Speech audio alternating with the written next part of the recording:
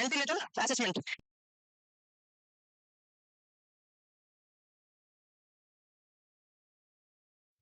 एकदम सही।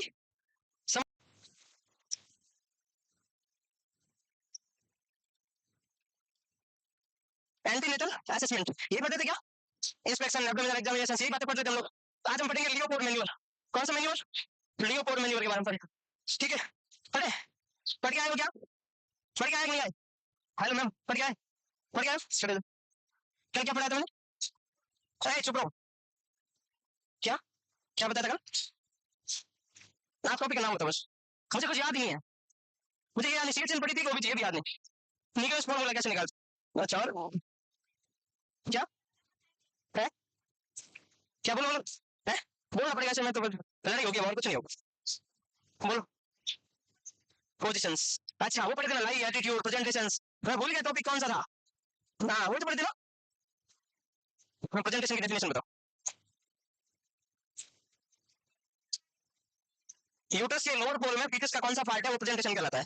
जो लोअर पार्ट में फीटस का जो पार्ट है उसका कौन सा पार्ट आगे डोमिनेटिंग है उसको प्रेजेंटिंग पार्ट बोलते हैं। कौन सा डोनी प्रोमिनेंट पेल्विस को टच कर रहा है वो डिनोमिनेटर कहलाता है। फीटस कौन सी साइड है मदर के वो पोजीशन कहलाता है। और फीटस का मदर के यूट्रस के साथ में कौन सा रिलेशन है? लाई कहलाता है। फीटस का खुद की बॉडी के साथ में कैसा रिलेशन है? एटीट्यूड कहलाता है। एटीट्यूड कैसा होना चाहिए? वेल फ्लेक्शंस। यही बता था आपको, सब समझ में आ गया था पूरा का पूरा? ठीक है, इमेज देख के पोजीशन बता सकते हो ना? लेफ्ट मोस्ट कॉमन पोजीशन कौन सी होती है? LOA, left occiput anterior. अगर by chance left occiput anterior position है तो प्रीवी एग्जामिनेशन में फिंगर टिप किसके टच होगी? वर्टेक्स पोस्टीरियर सजाइटस फ्यूचर्स के टच होगी, पीछे वाले पार्ट में, यहाँ पे ना ऑक्सीपुट से ऊपर पेगमा से पीछे। समझ आ गई ये बात? ठीक बात, बढ़िया। तो आप पढ़ेंगे लियोपोल्ड मैनुअल। बैठो देखे, बहुत बढ़िया, वेरी गुड, बहुत ज्यादा वेरी गुड, थोड़ा बहुत वेरी गुड। हाँ इधर ऑनलाइन वाले ओके? हेलो ऑनलाइन वाला ऑनलाइन। लियोपोल्ड पता नहीं कोई इंसान था, उसने बोला बिना किसी मशीन के मैं कुछ चीजें बताता हूँ। मैन्युअल का मतलब विदाउट एनी इंस्ट्रूमेंट, सिर्फ हाथों से जो काम असेसमेंट करते हैं उसको मैन्युअल बोलते हैं। आपने नाम सुना हेमरिच मैन्युअल? वेरी गुड, सुन लिया आपने? आपने समझा जॉर्ज मैन्युअल? आपने समझा एक्टिव चिल लिप मेथड? सब सुन लिए? वापस ठीक है। लियोपोल्ड मैन्युअल में 4 प्रकार की अलग अलग टाइप होती है। एक होता है, सुनना लिखना मत, सिर्फ सुनना। क्या नाम है? फंडा लियोपोल्ड। दूसरा लेटरल। तीसरा पावलिक। Number 4 pelvic. समझ आ गया? देखो इसका छोटा सा फॉर्मूला है, एफ एफ एल पा पी ए पहले आता है या पी ई पहले आता है? तो बस एफ एल पा पी, ऐसे 4।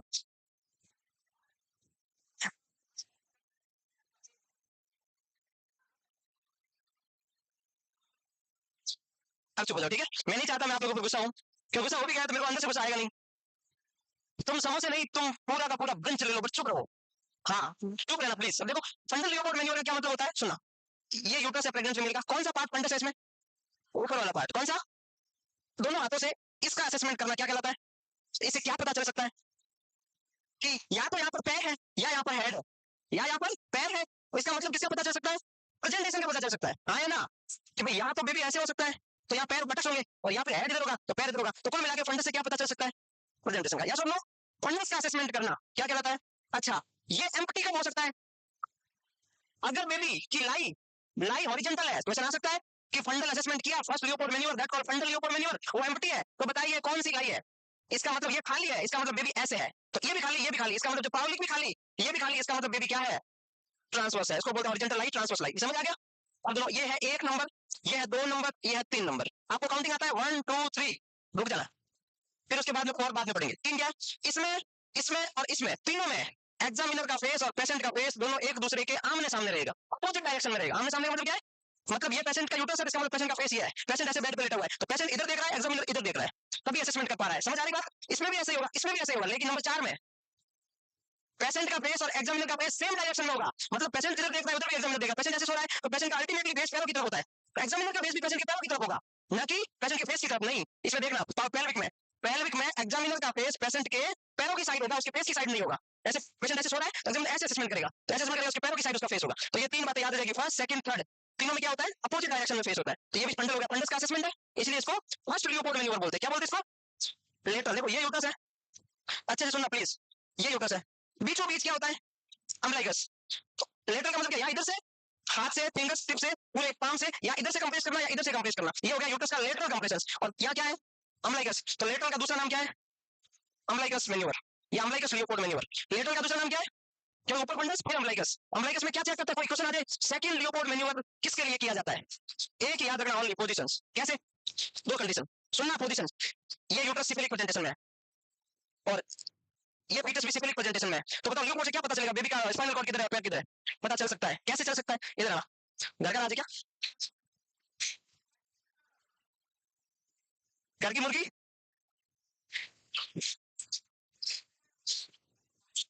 ऐसे हाथ कर रहा है जैसे हाथ के फूस के आता है। चलो इधर आ जाओ, इधर आ जाओ। चलो ठीक है, कोई ना, पहली बार मुझे भी अच्छा फील हुआ। पहली बार कम से कम पूछ के तो एंट्री की। लो, ये है यूट्रस। अगर by chance foetus right side है तो जब एग्जामिनेशन करोगे तो एक साइड तो दिखेगा रेगुलर मास, जिस साइड स्पाइनल कॉर्ड होगा उस साइड क्या दिखेगा? रेगुलर मास। तो बेबी दूसरी साइड ऐसे ही आते हैं, तो दूसरी साइड देखो इरेगुलर। अगर क्वेश्चन आ जाए लेटरल लियोपोल्ड मैन्यूवर किया, राइट साइड में रेगुलर मास नजर आ रहा है, करो, और लेफ्ट साइड में इरेगुलर नोब नजर आ रही है। नोब किसकी हो सकती है? घुटने की हो सकती है, पैर वो क्या बोलते हैं उसकी, फुट की हो सकती है। इसका मतलब क्या हुआ? बेबी की पोजीशन कौन सी है? Right side. कौन सी साइड है? हो सकता है ये यूट्रस है, बेबी इधर हो सकता है। तो लेफ्ट साइड क्या होगा? रेगुलर। और लेफ्ट राइट साइड क्या होगा? तो पोजीशन होगी नहीं हुई? पता चला कि नहीं चला? कि असेसमेंट कर रहे हो, एक साइड तो एकदम रेगुलर, दूसरी साइड इरेगुलर। तो ये भी समझ में आ गया लेटरल। अब पढ़ते हैं तीसरा, जिसको बोलते हैं पावलिक।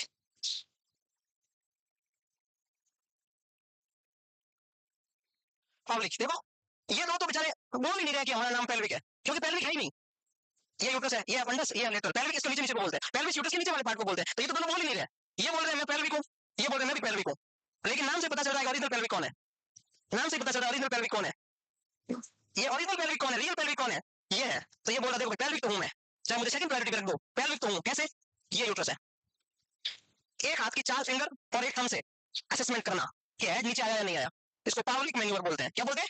पावलिक। तो इसको आया गुस्सा कि पेल्विक तो मैं हूं, तो अपना नाम पेल्विक नहीं कर सकता। इसने बोला क्या करूं, तो मैं मिलता जुलता रख दिया, पावलिक। क्या नाम दे दिया? इसको बोलते हैं सेकंड पेल्विक। इसलिए इसने बोला कुछ तो दो नाम मुझे, तो इसका नाम हो गया सेकंड पेल्विक, क्योंकि नीचे वाला असेसमेंट कर रहे हैं। इसका मतलब क्या है जी? सेकंड पेल्विक है। तो याद नहीं करना, सीधा इधर से स्टार्ट कर देना, फर्स्ट पेल्विक सेकंड पेल्विक। और लियोपोल्ड इधर से स्टार्ट होगा, first second third fourth. Exam में सीधा क्वेश्चन आ जाए, फोर्थ लियोपोल्ड कौन सा पेल्विस होता है? First pelvis. ये फोर्थ लियोपोल्ड है तो इसका मतलब फर्स्ट पेल्विस है। ये थर्ड लियोपोल्ड है, 1 2 3, लेकिन पेल्विस कौन सा है? सेकंड पेल्विस मेन्यूअर है। नाम है ना अलग अलग, क्यों है? क्योंकि पेल्विस का असेसमेंट कर रहे हैं, एक हाथ से असेसमेंट कर रहे हैं, वो पावलिक मेन्यूअर होगा। समझ में आ रहा क्या? एक हाथ से असेसमेंट कर रहे हैं, इमेज आएगा, आपकी बात शायद पेपर में आया भी था, उसको बोलते हैं पावलिक मेन्यूअर। इसमें भी ये देखते हैं हेड डिसेंट हो रहा है कि नहीं हो रहा। हेड के डिसेंट का पता करने के लिए कौन सा मेन्यूअर किया जाता है? आप बोलोगे पावलिक मेन्यूअर। लेकिन अगर बेबी ट्रांसवर्स है तो ये एम्प्टी होगा। क्या होगा? अगर ट्रांसवर्स लाइए तो इसमें कुछ नहीं होगा, सीधी सी बात है, इसके वजह से सेम ही होगा। तो इसमें हेड का डिसेंट हुआ या नहीं हुआ, उसके लिए कौन सा बोलते हैं? पावलिक। इसको बोलते हैं सेकंड पेल्विक। क्या बोलते हैं? Second pelvic. अब रियल पेल्विस कौन सा है? इसको बोलते हैं पेल्विक मेन्यूअर या फोर्थ लियोपोल्ड। क्या नाम है? लियोपोल्ड से काउंट करोगे 1 2 एफ एल पा पी 4 नंबर पे आता है। पेल्विस से बात करोगे तो फर्स्ट है, रियल ओरिजिनल पेल्विस ये है। कैसे? ये है यूट्रस, ये है फीटस का हेड। अब इसमें क्या करेंगे? इसमें वही फॉर्मूला, इनडायरेक्ट इनहिबिशन टेस्ट पढ़ा था हमने कल परसों। क्या बोला था? है तो नहीं है, नहीं है तो है तो नहीं है, नहीं है तो इसमें भी उल्टा पढ़ना है। अगर बाई चांस ये है यूट्रस और ये माना कि लोअर एरिया पेल्विस वाला। अब एक बात है, एक फीमेल प्रेग्नेंट है, उसका असेसमेंट इसमें तीनों में तो क्या था? फेस एक दूसरे के अपोजिट था। इसमें फीमेल असेस हो रही है, तो अब ऐसे तो असेसमेंट हो नहीं सकता, तो हम ऐसे घूम जाएंगे, फीमेल का हेड उधर रह गया, इसका असेसमेंट करेंगे। जब हम असेसमेंट करेंगे तो ये है माना कि फीटस हेड, सीधा एग्जांपल है। तो अब ऐसे आप असेसमेंट करोगे तो दोनों हाथ यूज लेंगे इसमें, इसमें दोनों हाथ की 4 फिंगर यूज लेंगे, इसकी भी 4 फिंगर, इसकी भी 4 फिंगर, डाउनवर्ड बैकवर्ड, इधर साइड से दोनों हाथ लेके आएंगे। अगर बाई चांस हैंड पास में आ रहा है, इसका मतलब हेड अभी तक ऊपर है, इसका मतलब एंगेजमेंट।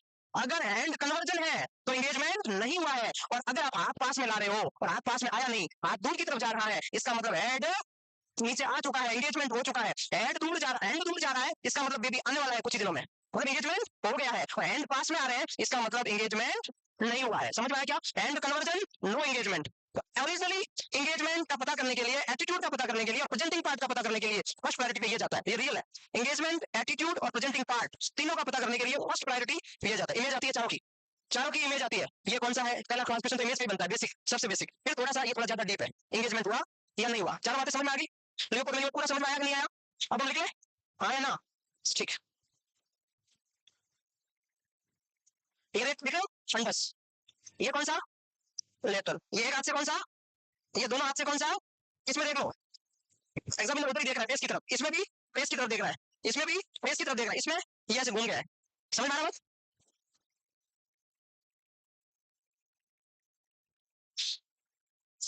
इसका इमेज बनाओ। अरे शॉर्ट वैसे कोई स्पेशली कलरफुल नहीं बनाना है, बट बना तो लो जैसे तैसे बनाओ। पूरा समझ में आना जरूरी है, नहीं मिस्टेक हो जाएगा समझ में नहीं आती।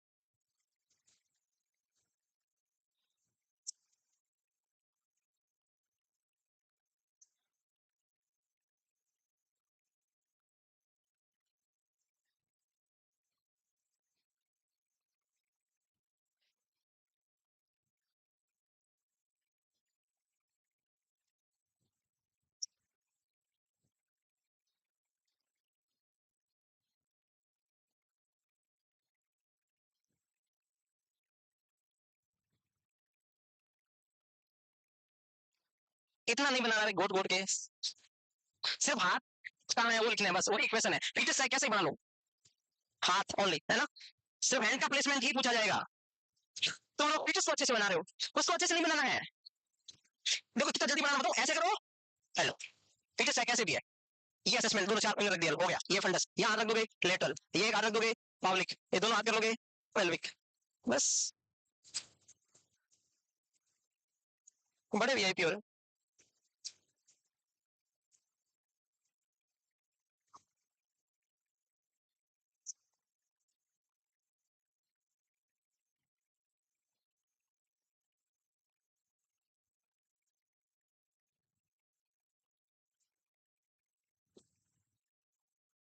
हो गया। अरे बना लिया, हम आगे बढ़ सकते हैं। नंबर एक के बारे में लिखते हैं, चलो। मैं इतना टाइम नहीं दे रहा भाई, देखो सीधी बात है, ऐसा कोई जरूरी नहीं तुम इतना आराम से बनाओ, एग्जाम के अंदर बना बनाया आएगा, क्लिक ही करना है वहाँ, वहाँ तुम्हें बनाना भी नहीं है, पेंसिल तो ले जानी नहीं है, पेन भी खुद की नहीं ले जानी नॉट साइड में, ट्रांसपेरेंट पेन भी वो देते हैं वहाँ, कुछ पानी की बोतल भी नहीं ले जानी आपको, अरे बड़े बटन वाले कपड़े भी नहीं पहनने होते हैं, वहाँ लिख रखा होता है सब, याद रखना ये भी। चलो नेक्स्ट, पहला है फंडल ग्रिप, क्या होता है देखो, facing the patient face, broad soft irregular mass suggestive breech, या एक ही बात है बोल दो, head smooth hard globular mass head. अगर ट्रांसफर है तो एम्प्टी, एम्प्टी का मतलब समझते हो, एम्प्टी का मतलब क्या होता है, एम्प्टी का मतलब देखो ये क्या लिखा है, E M P T Y, ये क्या है, क्या है एम्प्टी, ये क्या है, क्या है, ये क्या है, ये क्या है, ये क्या है, सब एम्प्टी, सब एम्प्टी। चलो कितना बदलने के बाद भी नाम सेम रहता है।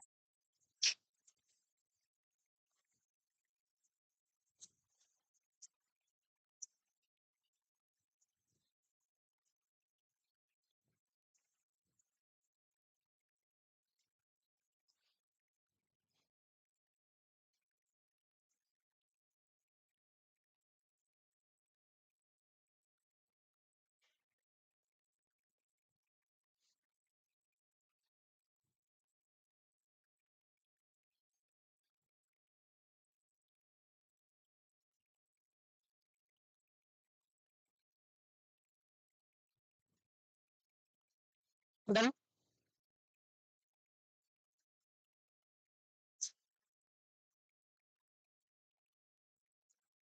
लेटरल तो या दूसरा नाम लिखा ही नहीं, नहीं लिखा तो भी गुस्सा नहीं करना, गुस्सा मतलब बहुत गंदी चीज है, आना नहीं चाहिए, आना चाहिए, लेकिन गुस्से में एक बात मैं बोलूं सीधी सीधी, अगर गुस्सा आपके कंट्रोल में नहीं है, किसी दूसरे के कहने से आ जाए ना, तो अपनी जिंदगी बर्बाद है।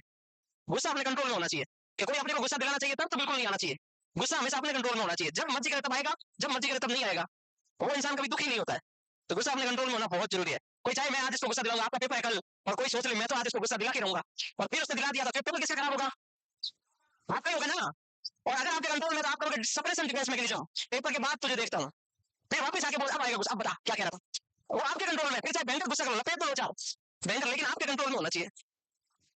इसमें भी facing the patient face, the hands are to be placed, देखो इंग्लिश पढ़ लो, the hands are to be placed flat on either side of the umbilicus, दोनों समझ आ गई, समझ जाओ इंग्लिश में।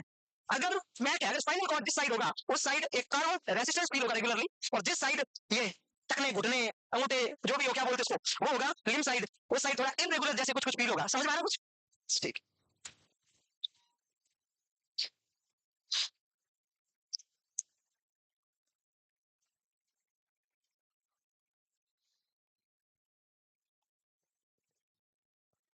कुछ ना क्या,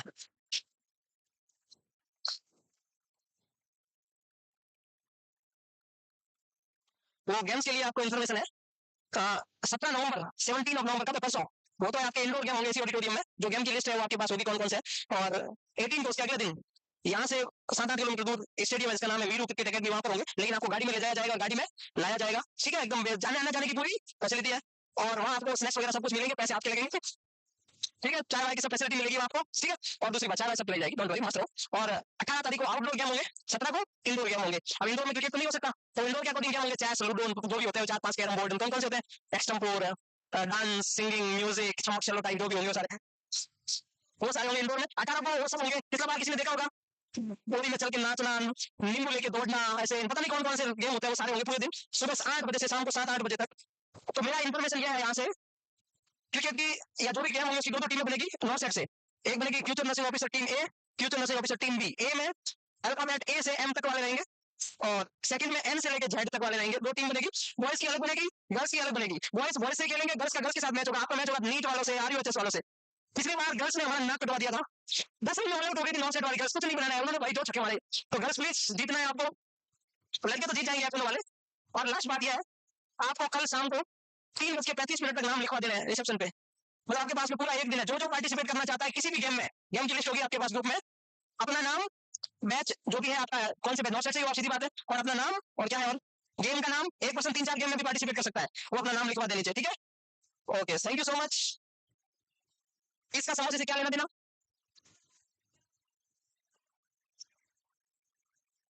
ये लिख लिया। तीसरा है पावलिक। देखो इमेज इमेज इमेज से पता चल रहा है, one hand done facing toward, okay, facing toward the patient face, आमने सामने।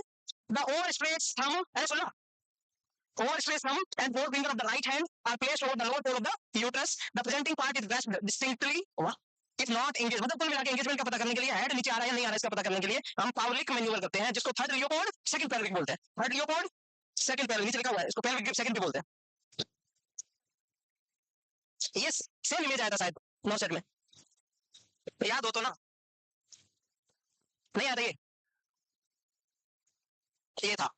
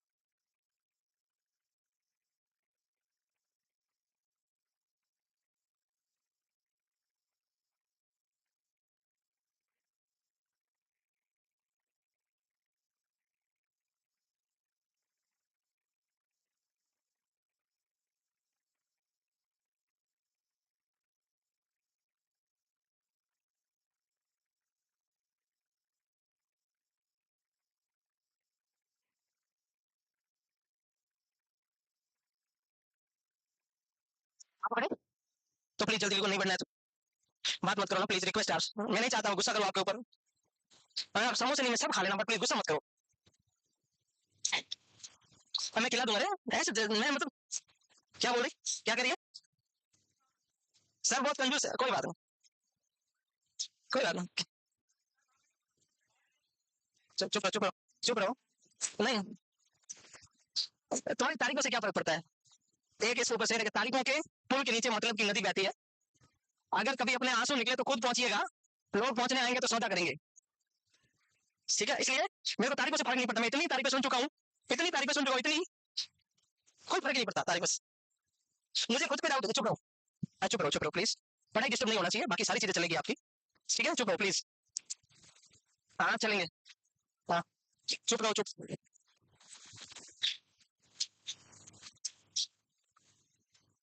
हो गया, लिख लिया क्या, ठीक। नेक्स्ट है, ये देखो, इन दोनों में से कौन से इमेज में एंगेजमेंट हो चुका है, इसमें हो चुका है, इसमें एंगेजमेंट नहीं हुआ है। ये तीनों एक ही है, तीनों का मतलब सिर्फ अलग अलग कंडीशन है कि इसमें एंगेजमेंट हो गया है, सॉरी इसमें हो गया, इसमें एंगेजमेंट नहीं हुआ। दोनों हाथों के हैंड्स पास में आ रहे हैं, फिंगर्स पास में आ रहे, इसका मतलब हेड ऊपर है, नहीं पास में आ रहे इसका मतलब हेड नीचे है। ये इमेज बना लो जल्दी से। इसमें done facing the patient feet, इसका मतलब सेम डायरेक्शन में रहता है दोनों का फेस, पेशेंट का भी और एग्जामिनर का भी सेम डायरेक्शन में रहता है।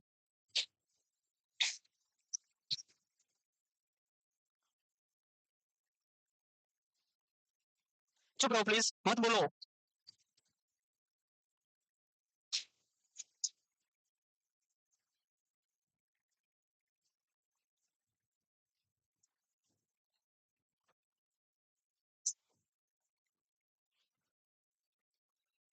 है 1 ईयर, ठीक है, आपको बता देंगे सुभाष सर आपको, ठीक है। मैंने सोचा सुभाष सर से सुन लोगे आप, इसलिए मैंने बोला नहीं, जब भी क्लास होगी ना खुद ही बता देंगे। मेरे से उनसे सुनो ठीक रहता है मेरे से क्यों सुन रहे हो, वो खुद ही बता देंगे आप।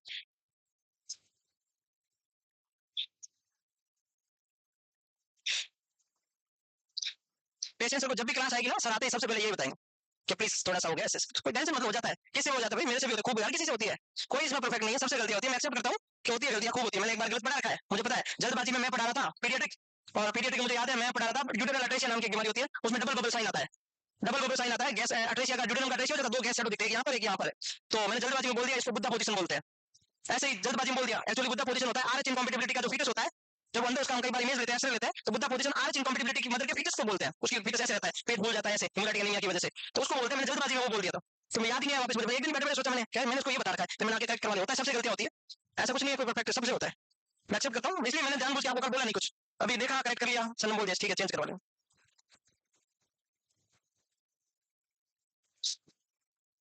आगे बढ़े, ये तो इमेज बना ली होगी, हम क्या बनाने इसमें इमेज, ये लैंग्वेज लिखनी चाहो तो लिख लो, क्या है, four finger of both the hands are placed on either side of the mid line in the lower pole of the uterus and parallel to the inguinal ligament, parallel to the inguinal ligament, inguinal ligament के parallel नीचे की तरफ जाएंगे, कौन से direction में जाएंगे ये क्वेश्चन है, जब चीजें सेम होती है तो क्वेश्चन बनता है डाउनवर्ड एंड बैकवर्ड, कौन सा, नीचे की तरफ जा रहे हैं और पीछे की तरफ जा रहे हैं ऐसे, सिंपैथेटिक न्यूक्लियस के साइड से, तो ये हो गया डाउनवर्ड एंड बैकवर्ड। अगर वाइस वर्सा में क्या देखते हैं वो लोग, अभी मैंने बताया प्रेजेंटिंग एरिया, एटीट्यूड और एंगेजमेंट पता करने का सबसे रिलायबल लियोपोड यही है।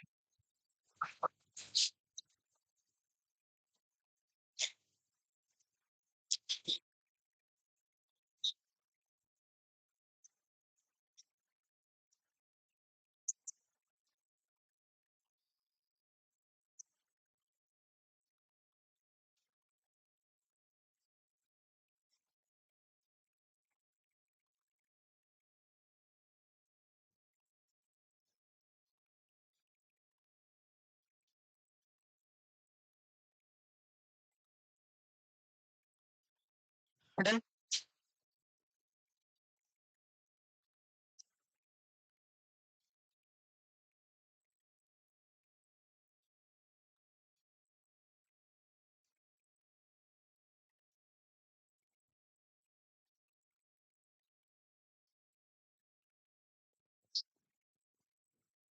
लिखी आपने, लिखा कि नहीं लिखा,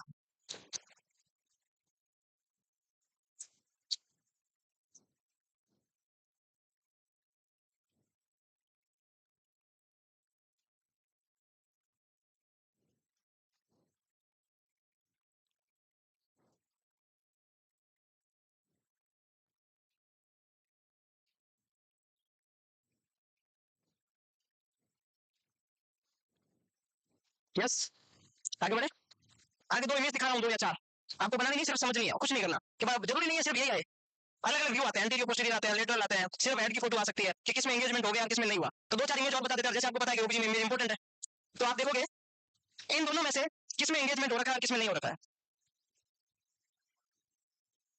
एंगेजमेंट की डेफिनेशन क्या है,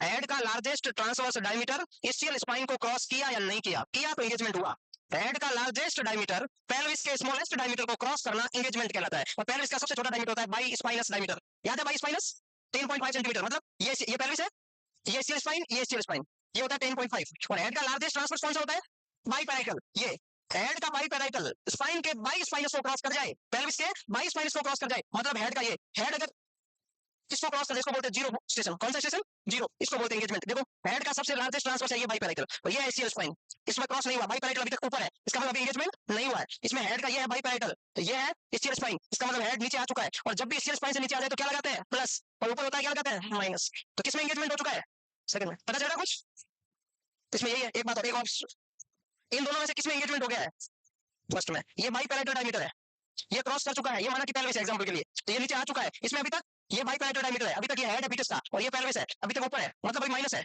और इसमें नीचे आ चुका है प्लस है, तो ये भी इमेज आ सकती है पेपर में कि किसमें एंगेजमेंट हो चुका है और किसमें एंगेजमेंट नहीं हुआ है। समझ में आई क्या ये बात थोड़ी सी? ठीक है, तो ये लिख लो एंगेजमेंट के बारे में।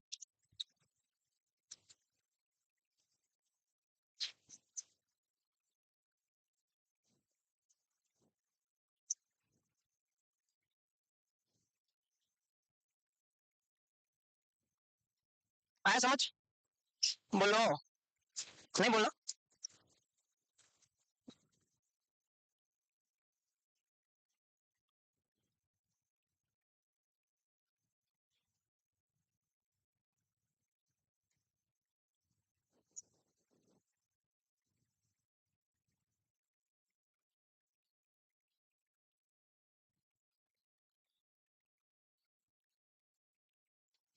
लिख लिया?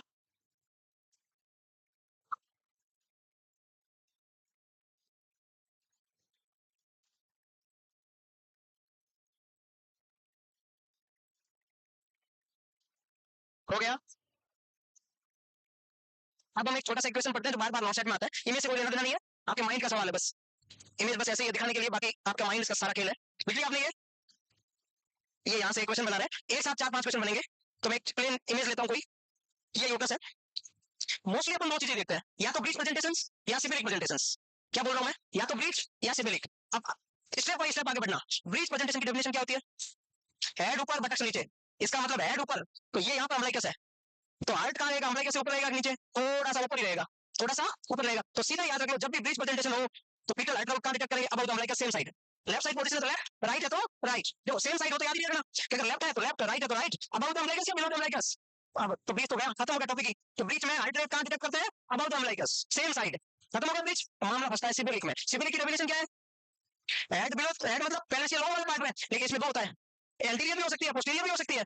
तो इसमें स्टेप बाय स्टेप आगे बढ़ो भाई। सिबिलिक के अंदर कल हमने पोजीशन पढ़ी थी, हमने एक बात बोली, इधर होता है फीटस तो उसको बोलते हैं लेफ्ट, इधर होता है तो राइट, तो सीधी बात है, इधर है तो कौन सी साइड आएगी? सेम साइड, इधर तो कौन सी साइड आएगी? सेम, तो लेफ्ट का तो आंसर मिल गया, वो सिबिलिक प्रेजेंटेशन है। तो सिबिलिक में क्या लिखोगे?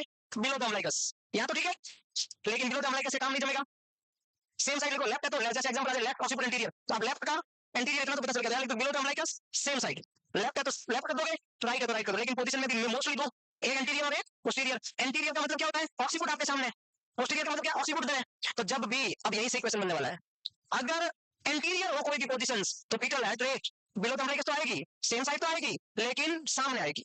लेफ्ट है तो लेफ्ट लाइक होसा, राइट है तो राइट लाइक होसा। लेकिन अगर सिबिलिक है, सिबिलिक प्रेजेंटेशन है, राइट साइड है और ऑक्सीपुट पोजीशन ऑक्सीपुट है, मतलब ऑक्सीपुट पोस्टीरियर है, तो सामने नहीं आएगी, थोड़ी फ्लैंक पे आएगी, आएगी सेम साइड। पोस्टीरियर में क्या करना है? आपको भी थोड़ा पीछे चला जाना है।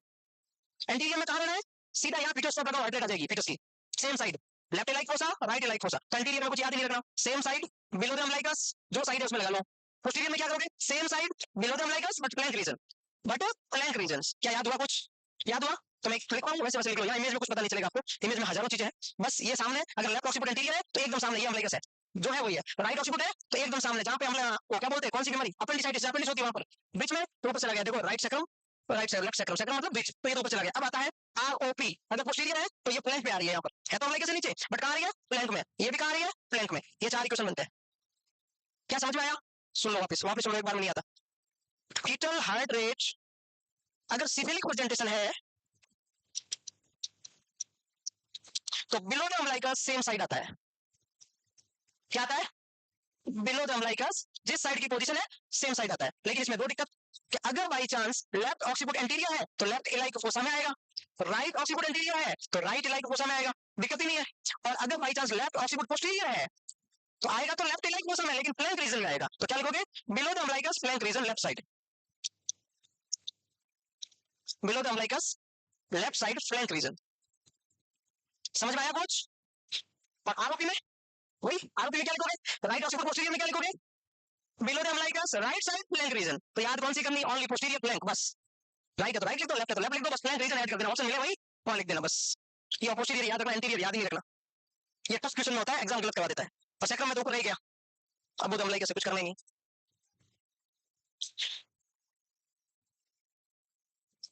समझ आ गया? आया कि नहीं आया? एक बार कुछ प्लीज बता दो, ऐसा कोई है जिसे समझ नहीं आया? कौन है? एस कौन है प्लीज? आप इधर आप आगे आओ। कोई बात नहीं, घबराना मत, घबरा तो नहीं रहा। आप क्या घबराओगे, मैं घबरा जाऊंगा। ऐसे करो सीधे। How are you? दर्द तो नहीं हो रहा? बहुत ज्यादा हो रहा। ऐसे क्यों हो रहा? थोड़ा थोड़ा थोड़ा हो रहा है, क्यों हो रहा? सुनो, माना कि भाई साहब प्रेग्नेंट है।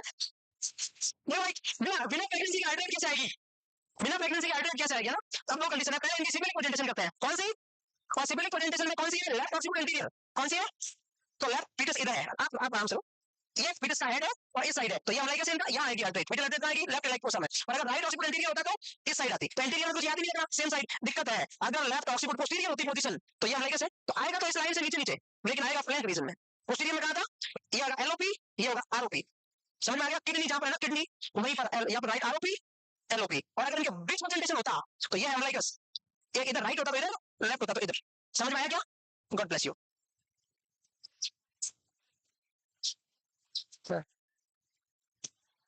हेलो, ये स्टडी है।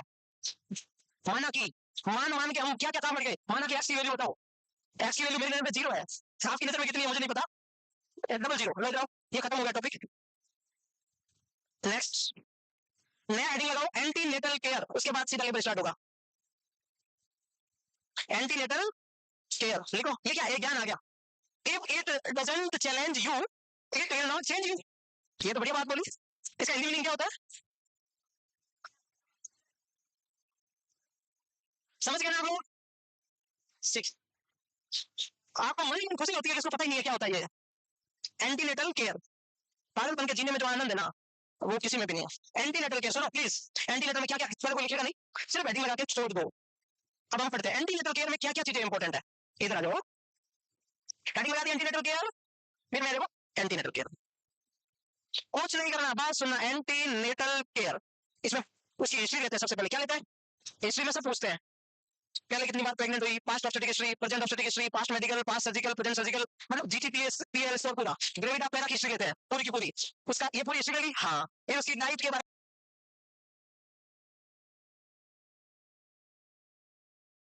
क्या नहीं खाना, पैरा की हिस्ट्री लेते हैं।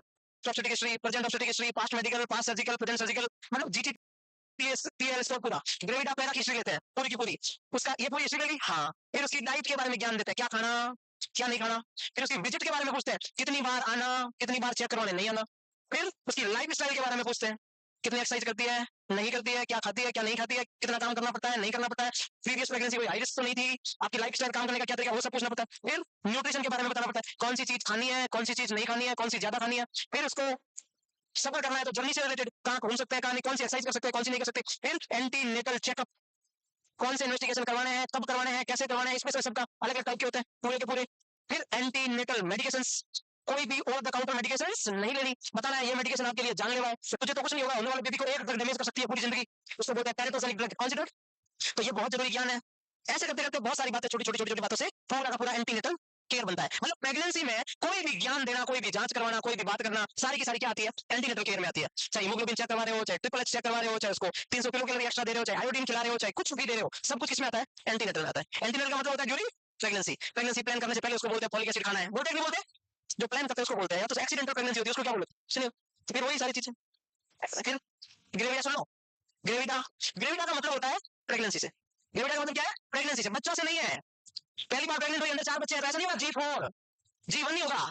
4 बच्चे तो अलग बैठ रहे हो, लेकिन G तो नहीं होगा ना। प्रेगनेंसी, प्रेजेंट प्रेगनेंसी इंक्लूड होती है ग्रेविडा में, पैरा में प्रेजेंट प्रेगनेंसी इंक्लूड नहीं होती है, ये एक डिफरेंस है। पैरा का मतलब लास्ट कितनी बार उसने बच्चों को जन्म दिया वो होता है पैरा। इस प्रेगनेंसी को छोड़ के पहले कितनी बार बच्चों को जन्म दिया उसको क्या बोलते हैं, पैरा। कि प्रीवियस वायबिलिटी पीरियड को कितनी बार क्रॉस किया, दैट्स कॉल्ड पैरा। और इंक्लूडिंग जो एंटीनेटल विजिट पे आई है, इनको मिला के कितनी बार प्रेग्नेंट हुई, चाहे वो एक वीक भी प्रेग्नेंट क्यों नहीं हो, मिस पीरियड के बाद में 2 दिन क्यों नहीं हो, वो प्रेगनेंसी काउंट होती है। चाहे अबॉर्शन हो गया हो, वो ग्रेविडा में काउंट होता है। कि एक फीमेल है जिसके एक 3 साल का बच्चा है, एक अबॉर्शन हुआ है, एंटीनेटल चेकअप पे आई है, बताइए जी कितना हुआ, कितना हुआ, G3 हो गया ना। एक बच्चा है, एक उसको अबॉर्शन हो गया, एंटीनेटल विजिट पे आई है, इसका मतलब एंटीनेटल का मतलब क्या है, प्रेग्नेंट है, तो G3 हो गया ना उसका सीधा ही, तो वो काउंट ही नहीं करते कई बार। तो ग्रेविडा का मतलब होता है प्रेगनेंसी, ठीक है। फिर आता है पेरिटी, कितनी बार वायबिलिटी पीरियड को क्रॉस किया है।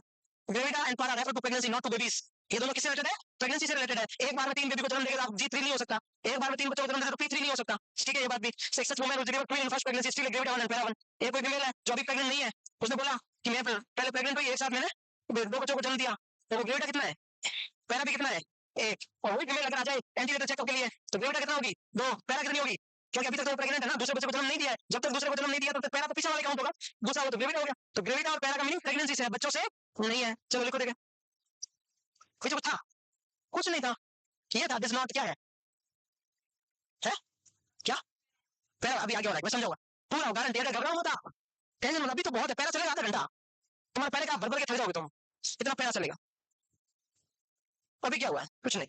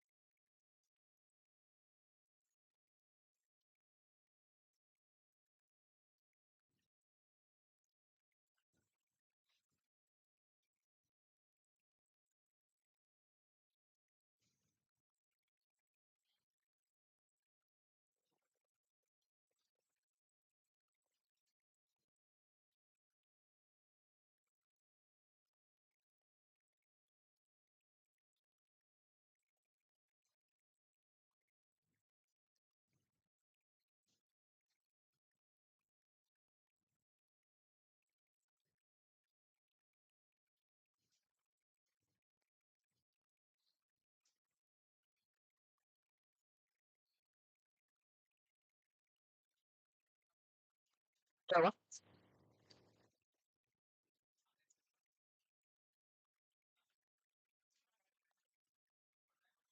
अरे रुक जाओ ना, खिला दूंगा ना, पेशेंस में आपका पेशेंस चेक कर रहा हूँ कितना है। 6 महीने पहले कब बोला आपने? पहले कब बोला? पहले कभी बोला? सारांश में तो खिलाए भी थे, सारांश में तो खिलाए भी, आप बोल गए।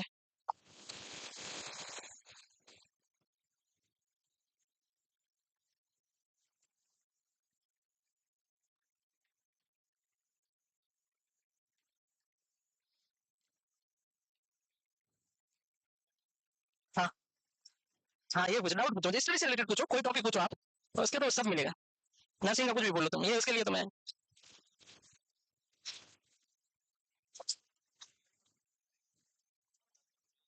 चुप रहो, ज्यादा बातें मत करो ना।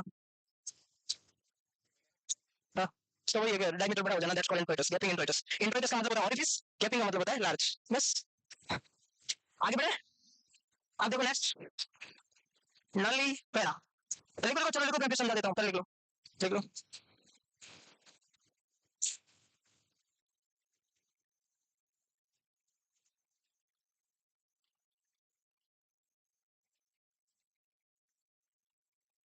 सही है ना, इसमें क्या दिक्कत? आपने बी क्यों किया? हाँ तो सही तो है, एक बार वो प्रेग्नेंट है तो वो तो, और 2 बार उसके अबॉर्शन हो चुका है, तो जी तो 3 हो गया। फिर पूछा इसने एक बार 8 वीक पे अबॉर्शन हुआ, इसका मतलब P1 अबॉर्शन P1 हो गया, सही है। और फिर आपने P2 क्यों किया, ये बताओ ना, P2 कहाँ से किया? तीसरी बार तो प्रेग्नेंट हो गई ना, तो 2 बार बच्चों को जन्म कब दिया? एक ही था 28 वीक पे, एक ही हुआ ना। नली का मतलब होता है नो, क्या होता है? नो। अच्छा, नली ग्रेविडा और नली पैरा में डिफरेंस क्या है और सिमिलरिटी क्या है, पहले सुनो, आप बाद में लिखना। सिमिलरिटी क्या है? क्या नली पैरा नली ग्रेविडा हो सकती है?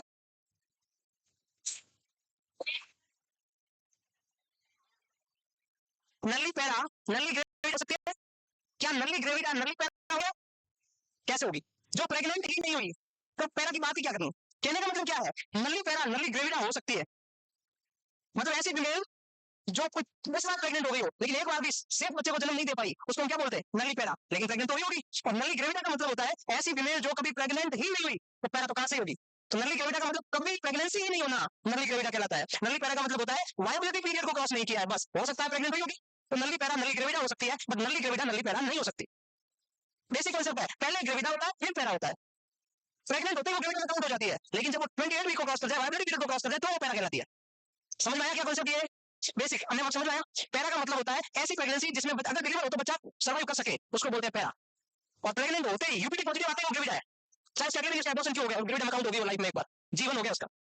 समझ में आया? प्राइमरी पैरा जिसने पहली बार वायबिलिटी पीरियड को क्रॉस किया, primary gravida first time pregnant हुई है, तो कुछ नहीं करना, प्राइमरी का मतलब तो पहले होता है, ग्रेविडा आगे ग्रेविडा लगा दो, पैरा आगे पैरा लगा दो, ये तो रखना ही नहीं है। अरे आपको समझ में आया ना? सिंपल था, कुछ नहीं है। ग्रेविटा का मतलब just UPT positive is called gravida. पहली बार हुई तो प्राइमरी, दो बार पॉजिटिव हो चुका है तो मल्टी, चार या चार से ज्यादा बार हो गया तो ग्रैंड मल्टी। बस।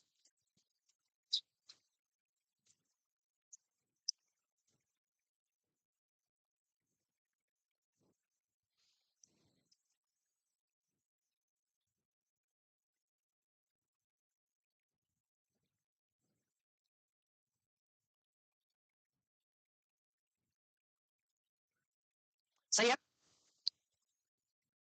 बार बार ऊपर वाली हेडिंग तो नहीं लगा रहे हो ना? ग्रेविटा पैरिटी एक बार लगा लिया बहुत है, तो हर बार लगा रहे हो हेडिंग।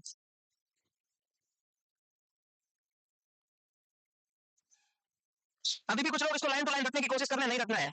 पैरा का मतलब है वाइब्रेटिव पीरियड को क्रॉस करना, ग्रेविटा का मतलब है प्रेग्नेंट होना, प्राइमरी का मतलब पहली बार, मल्टी का मतलब एक से ज्यादा। बस हो गया, खत्म हो गया टॉपिक। जो मैंने दो पेज लिखे हैं वो पूरे हो गए। हम उसमें भी तुम खुद लोग रट रहे हो, कुछ नहीं कर सकते उसका, सिर्फ रहते हो वो, मैं उसको जबरदस्ती क्या सिखाऊं? डन। डन। बोलो। मल्टी ग्रेविटा, एक से ज्यादा बार कोई फीमेल प्रेग्नेंट हुई इसको क्या बोलते हैं?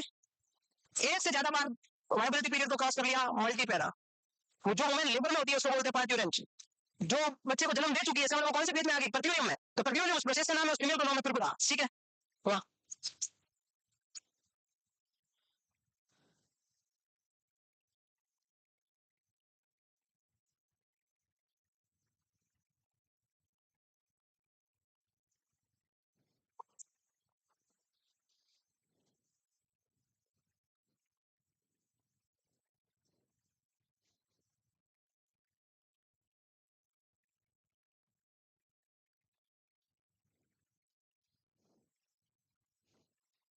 सही है।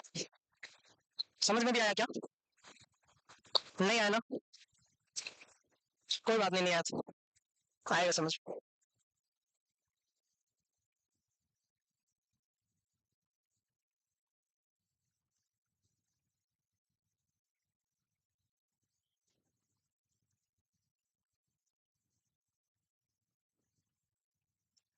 डन।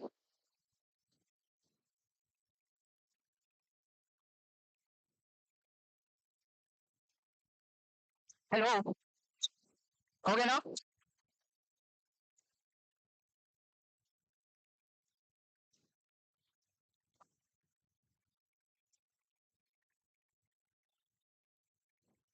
सोना। सोना गोल्ड वाला।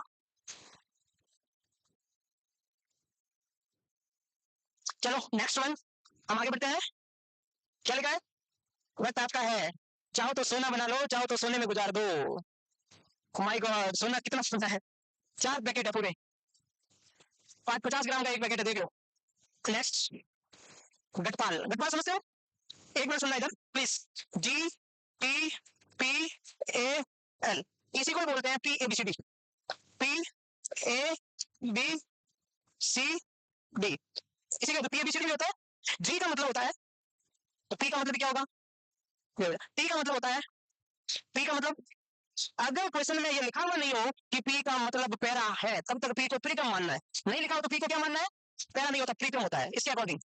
और अगर क्वेश्चन में लिखा हो कि पी का मीनिंग पैरा है, तो आपको पैरा के अकॉर्डिंग काउंट करना है। ए का मीनिंग क्या होता है? एबॉर्शन। और एल का मतलब होता है लाइव चिल्ड्रंस। लिख लो।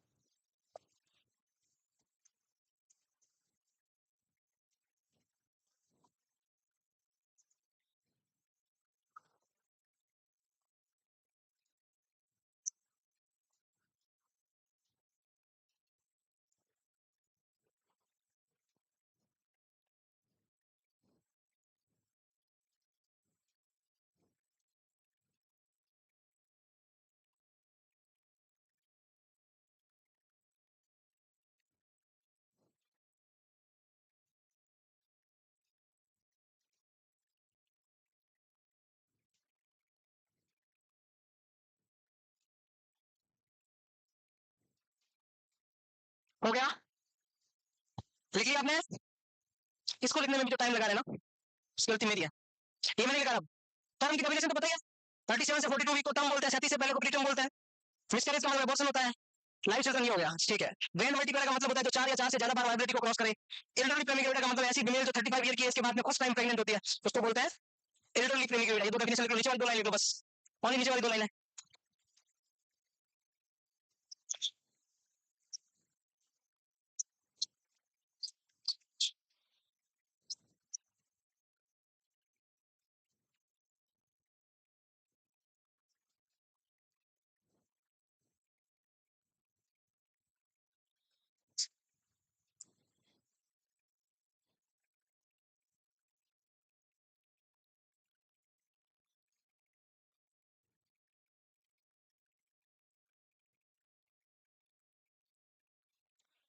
तीन फीमेल है, एक जिसका G4 है और एबॉर्शन 3 है, A3 है, एक फीमेल G3 है, P3 है, एक फीमेल G3 है, P1 है और बाकी एबॉर्शन 1 है।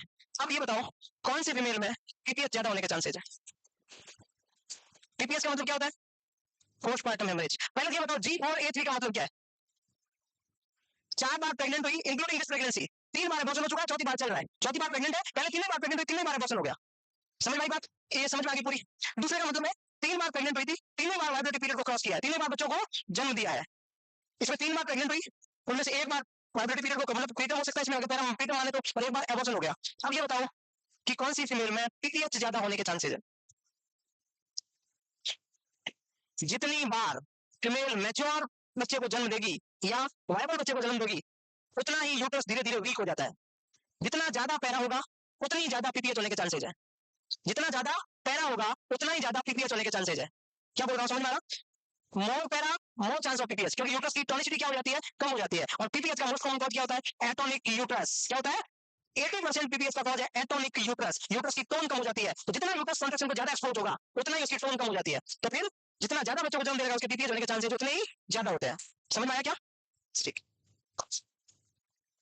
ये तो लिख लिया आपने। एक क्वेश्चन है, करना देख, अपने अपने मन में करो, लिख लो। मतलब क्वेश्चन लिखना नहीं, आंसर लिखो सीधा। क्वेश्चन मत लिखना नोट्स में फालतू, क्वेश्चन यहाँ से पढ़ो, आंसर अपने बुक में लिखो। आंसर लिखने का तरीका क्या है मैं बता देता हूँ। पहले लिखो ऐसे GTPAL, और आंसर निकालने का दूसरा तरीका है, पहले जी फाइनल करना है यहाँ से लेकर यहाँ तक, ऐसे मत करना ये जी हो गया ये टी हो गया, हाँ गलत हो जाएगा। पहले जी एक बार, क्वेश्चन कितनी बार पढ़ना पड़ेगा? 1 2 3 5 बार, तब सॉल्व होगा। तो पहले यहाँ से यहाँ तक जी निकालो। कैसे? Mrs Poonam was pregnant for the first time and deliver एक बेबी, एक बार जी। फिर जब बच्चा 3 साल का था फिर प्रेग्नेंट हुई तो उसका हो गया G2, लेकिन उसमें एबॉर्शन हो गया था, वो तो बाद में देखेंगे। 2 बार जी। फिर उसके कुछ महीने बाद फिर वो प्रेग्नेंट हुई, इसका मतलब G3, और उसने जब प्रेग्नेंट हुई तो 39 वीक के बच्चे को जन्म दिया, वो छोड़ो। तो कुल मिला के कितनी बार प्रेग्नेंट हुई? 3 बार। तो जो दो है वो तो काट दो, एक तो वैसे कर दिया, तो जी कितना हो गया? अब टी पे जाओ। पहली बार जब प्रेग्नेंट हुई 35 वीक, तो ये टी नहीं है, कम नहीं है। उसके 3 साल, 3 साल का था वो बच्चा, तब वो प्रेग्नेंट हुई, एबॉर्शन हो गया, ये भी कम नहीं है। फिर उसके बाद में तीसरी बार उसने कितने वीक के बच्चे को जन्म दिया? 3 बार में सिर्फ एक बार कम, प्रीटर्म 1, एबॉर्शन, एबॉर्शन कहाँ है? 12 वीक पे। समझ में आ रहा? टोटल बच्चे कितने? 2 है, एक 35 वीक पे जो पैदा हुआ वो भी है, और एक 39 वीक पे पैदा हुआ वो भी है, तो कितने हुए? ऐसे निकलेगा। ऐसे नहीं, जी पढ़ते पढ़ते आप पहले टी भी कर लेते हो साथ साथ में, तो फिर उल्टा ही होगा। फिर कैलकुलेट, पहले पूरा जी करना है फिर पूरा टी करना है, वरना गलत हो जाएगा। तो राइट आंसर क्या है इसका? ए। आगे समझ में? कोई डाउट है इसमें? लिखना नहीं है क्वेश्चन, बस समझना था। ये तो हो गया, वापस आ गया, sorry. P A B C D बता दिया आपको, साथ में लिखवा दिया, लिखना नहीं है। जैसे अभी मैंने कहा था GTPAL, इसी का नाम है PABCD, सेम है। चाहे आप देख लो, विश्वास नहीं हो तो ऐसे करना है, ये पी लिखा GTPAL, तो GTPAL को भी क्या बोलते हैं? कई बार क्वेश्चन आ जाए PABCD में बताओ, ऐसा भी हो सकता है, एग्जामिनर पूछ सकता है। हर बार GTPAL नहीं पूछे, PABCD पूछ ले, तो आपको PABCD में भी आना चाहिए। ठीक है, अब आता है एंटीनेटल विजिट। WHO ये कहता है, कौन कहता है कितनी एंटीनेटल विजिट जरूरी है? WHO कहता है 4, 4 तो कंपलसरी है, उससे जितनी बार ज्यादा हो उतनी आपकी मर्जी है। गांव में तो आशा, आंगनबाड़ी, ANM, नर्सिंग ऑफिसर्स, पता नहीं सब जाके मोटिवेट करते हैं, तब जाके एंटीनेटल विजिट पे आती है प्रेग्नेंट फीमेल। अगर वो आना भी चाहे प्रेग्नेंट को, बाई चांस बनी हुई है उसकी सास, दादी सास, नानी सास, पता नहीं, वो बोलते थे हमारे तो बच्चे पैदा हो गए, हमने तो कभी हॉस्पिटल देखे नहीं, तो भैया बेचारी ऐसे एंटीनेटल। क्या होता है एंटीनेटल? चक्की पीस आराम से सही हो जाए सब, ऐसा होता है गांव में, सच में होता था। और एंटीनेटल कुछ नहीं होता, उसको पूछते कभी हॉस्पिटल टीका लगवाया? हाँ एक बार बुखार हुआ तो आपने लगाया था यहाँ पर, अरे वो टीका नहीं, उस टीका मतलब टिकनेस की बात चल रही है, लेकिन नहीं, कौन सा टीका मानते ही नहीं है। और गांव में, सिटी में एंटीनेटल चार्ज जरूरी है, वो 40 कर जाती है, फुल गाड़ी लेके लगाया गैर, तुरंत आगे हॉस्पिटल एंटीनेटल चेकअप के लिए, एमबीपी चेक करना, तो सुबह थोड़ा धुंधला दिख रहा था। वैसे ऐसा होता है, मतलब सिटी में गांव में कोई अवेयरनेस है नहीं है, तो ऐसा ही गांव के लिए जो भी हम पढ़ते हैं गांव, हालांकि आप तो में काम करोगे, बट फिर भी WHO ये कहता है कि कम से कम 4, सुनना है लिखना नहीं है, कम से कम 4, तो बोले 4 कम, तो एक तो भाई 16 वीक से पहले, जो पता चला कि प्रेग्नेंट हो गई 16 वीक तक, दूसरी करो 16 वीक में क्या करोगे भाई? हीमोग्लोबिन करेंगे, यूरिन टेस्ट करेंगे, यूरिन शुगर करेंगे, ब्लड शुगर करेंगे, RH पॉजिटिव नेगेटिव सब पता, ट्रिपल X टेस्ट करेंगे, मतलब सारा। फिर दूसरी विजिट कब? इसमें क्या करेंगे? ओरल ग्लूकोज टॉलरेंस टेस्ट करेंगे, क्योंकि मैक्सिमम फीमेल में ऐसा गेस्टेशनल डायबिटीज का रिस्क रहता है, तो 24 से 28 वीक पे कौन सा टेस्ट करना चाहिए? तीसरा तो आएगी थर्ड ट्राइमेस्टर में, इसमें करेंगे बायोफिजिकल प्रोफाइल। बायोफिजिकल प्रोफाइल ये क्या होता है? NST नाम सुना? NST, CST, kick count, micro acoustic stimulation test, cardiotocography, मतलब फीटस के मदर के मूवमेंट और फीटस के मूवमेंट से हार्ट रेट में क्या चेंजेस आता है। और फिर 36 वीक के बाद 40 वीक तक एंगेजमेंट हुआ नहीं हुआ, 4 तो कंपलसरी है, 16 वीक्स तक, 24 से 28, 28 से 32 के बीच में, और 36 और उसके आसपास है, ये तो कंपलसरी है, इतना तो होना ही चाहिए, ये WHO कहता है। लेकिन WHO के साथ में एक चीज और ऐड कर दी उसने कि वो माना कि 24 वीक पे विजिट करने आई, विजिट करवा के चली गई, और डॉक्टर ने बोला वापस तेरे को 28 से 32 वीक के बीच में आना है, लेकिन घर जाते ही उसके कौन कौन से सिम्टम आ जाए तो तुरंत आ जाना है। कहीं भी आ सकता है, में चलते हुए पैर फिसल जाए, ठोकर लग जाए, बाइक जोर से कूदे, तो भी उसे कुछ भी हो सकता है, एवरीथिंग इज पॉसिबल। तो कौन कौन से 4-5 साइन ऐसे हैं जिसमें कोई विजिट का वेट नहीं करना, तुरंत आ जाना है immediately? Painful uterine contractions, vaginal bleedings, amniotic fluid leakage और फीवर। फीवर भी होगा तो अंदर जाके भी तो डैमेज कर सकता है, अल्टीमेटली नहीं फीवर को क्या पता कौन सा फीवर है। एमनोटिक फ्लूइड लीकेज है, क्या ये नॉर्मल है क्या? अगर पेनफुल यूटेराइन कॉन्ट्रैक्शन है, क्या पता एबॉर्शन हो गया तो हो सकता है ना, जल्दी से चले जाओ। तीसरा, तीसरा कौन सा बोला? वेजाइनल ब्लीडिंग, प्रेग्नेंट फीमेल के वेजाइनल ब्लीडिंग नॉर्मल है क्या? चाहे वो विजिट करवा के 1 घंटे पहले गई, सब कुछ सही था, अगर है तो वेट नहीं करना, 5 वीक बाद का तुरंत चले जाना है। और नंबर 4 फीवर, इन चारों में कभी वेट नहीं करना। क्या ये बात समझ आ गई?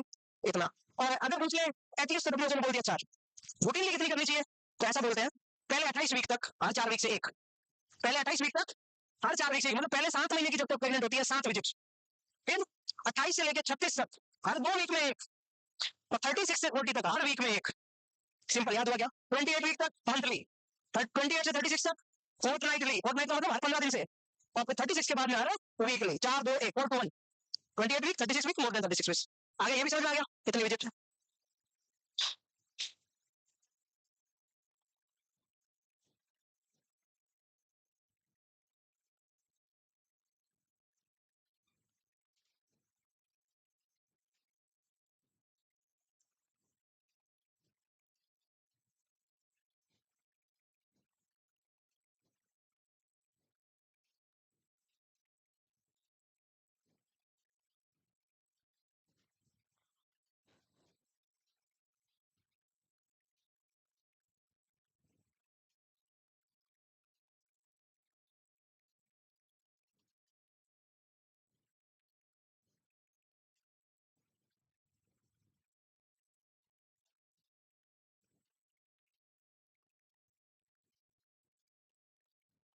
समझ आया?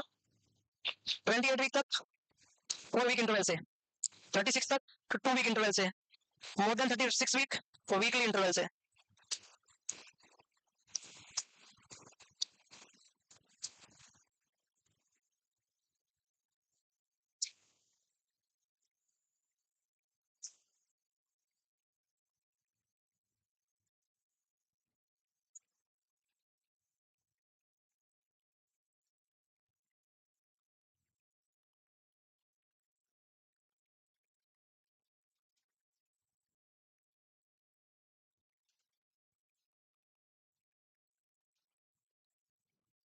डन, लिखा?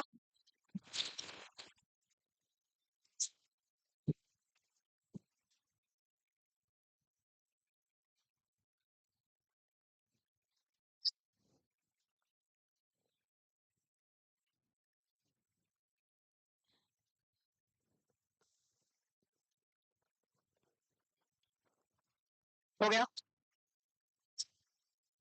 सी is advised to come to hospital if, visit का कोई लेना देना नहीं है, कौन कौन सी कंडीशन में?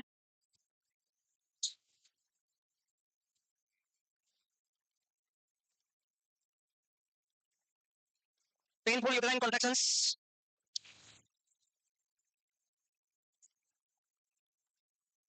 वेजाइनल ब्लीडिंग,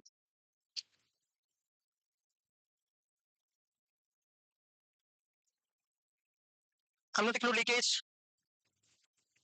फीवर मतलब इन्फेक्शन, इन्फेक्शन का मतलब होता है सेप्सिस, एक ही बात, साइन ऑफ सेप्सिस। इसमें विजिट का वेट नहीं करना कि मेरी तो 24 से 28 बोला है, अभी तो 17 वीक हुए हैं, क्या करूं? क्या हुआ? क्या? फीटल मूवमेंट वैसे नहीं होते 16-18 वीक से पहले।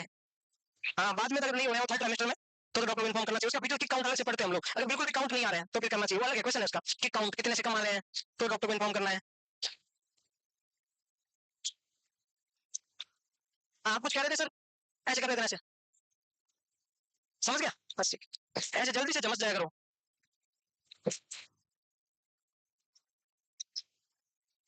एमनियोटिक फ्लूइड लीकेज, उसमें 2 प्रकार के टेस्ट करते हैं, कौन कौन से? नेट्रोजिन और फर्म, नेट्रोजिन और फर्म। और एक सवाल पूछ लूं, आपने नाम सुना एमनियोटिक फ्लूइड एम्बोलिज्म? किसने सुना? आपने सुना? उसका दूसरा नाम क्या है? एमनियोटिक फ्लूइड एम्बोलिज्म नाम सुना है? It is a life threatening event, जान जा सकती है फीमेल की। इसका दूसरा नाम क्या है?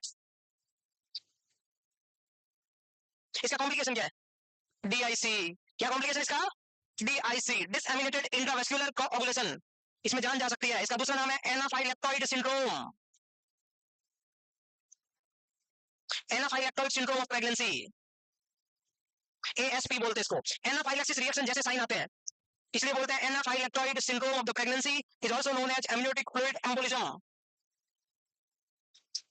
डीआईसी इसका कॉम्प्लिकेशन है। क्या है? डी, एग्जाम में सिर्फ क्वेश्चन आएगा डीआईसी की फुल फॉर्म, सिर्फ नॉर्मल पेपर में, और नॉर्थ साइड में आएगा डीआईसी में ड्रग क्या देते हैं। दूसरे पेपर में आएगा डीआईसी की फुल फॉर्म बताओ। इतना बता दिया तो भी बहुत है। दूसरे एग्जाम इतना ही पूछेंगे क्योंकि आपके लेवल से भी बाहर है, लेकिन नॉर्थ साइड में आ चुका 2 बार, इसलिए आपके तो आएगा नॉर्थ साइड में। दूसरे पेपर में सिर्फ फुल फॉर्म पूछेंगे डीआईसी। क्या होता है डीआईसी? क्या होता है डीआईसी?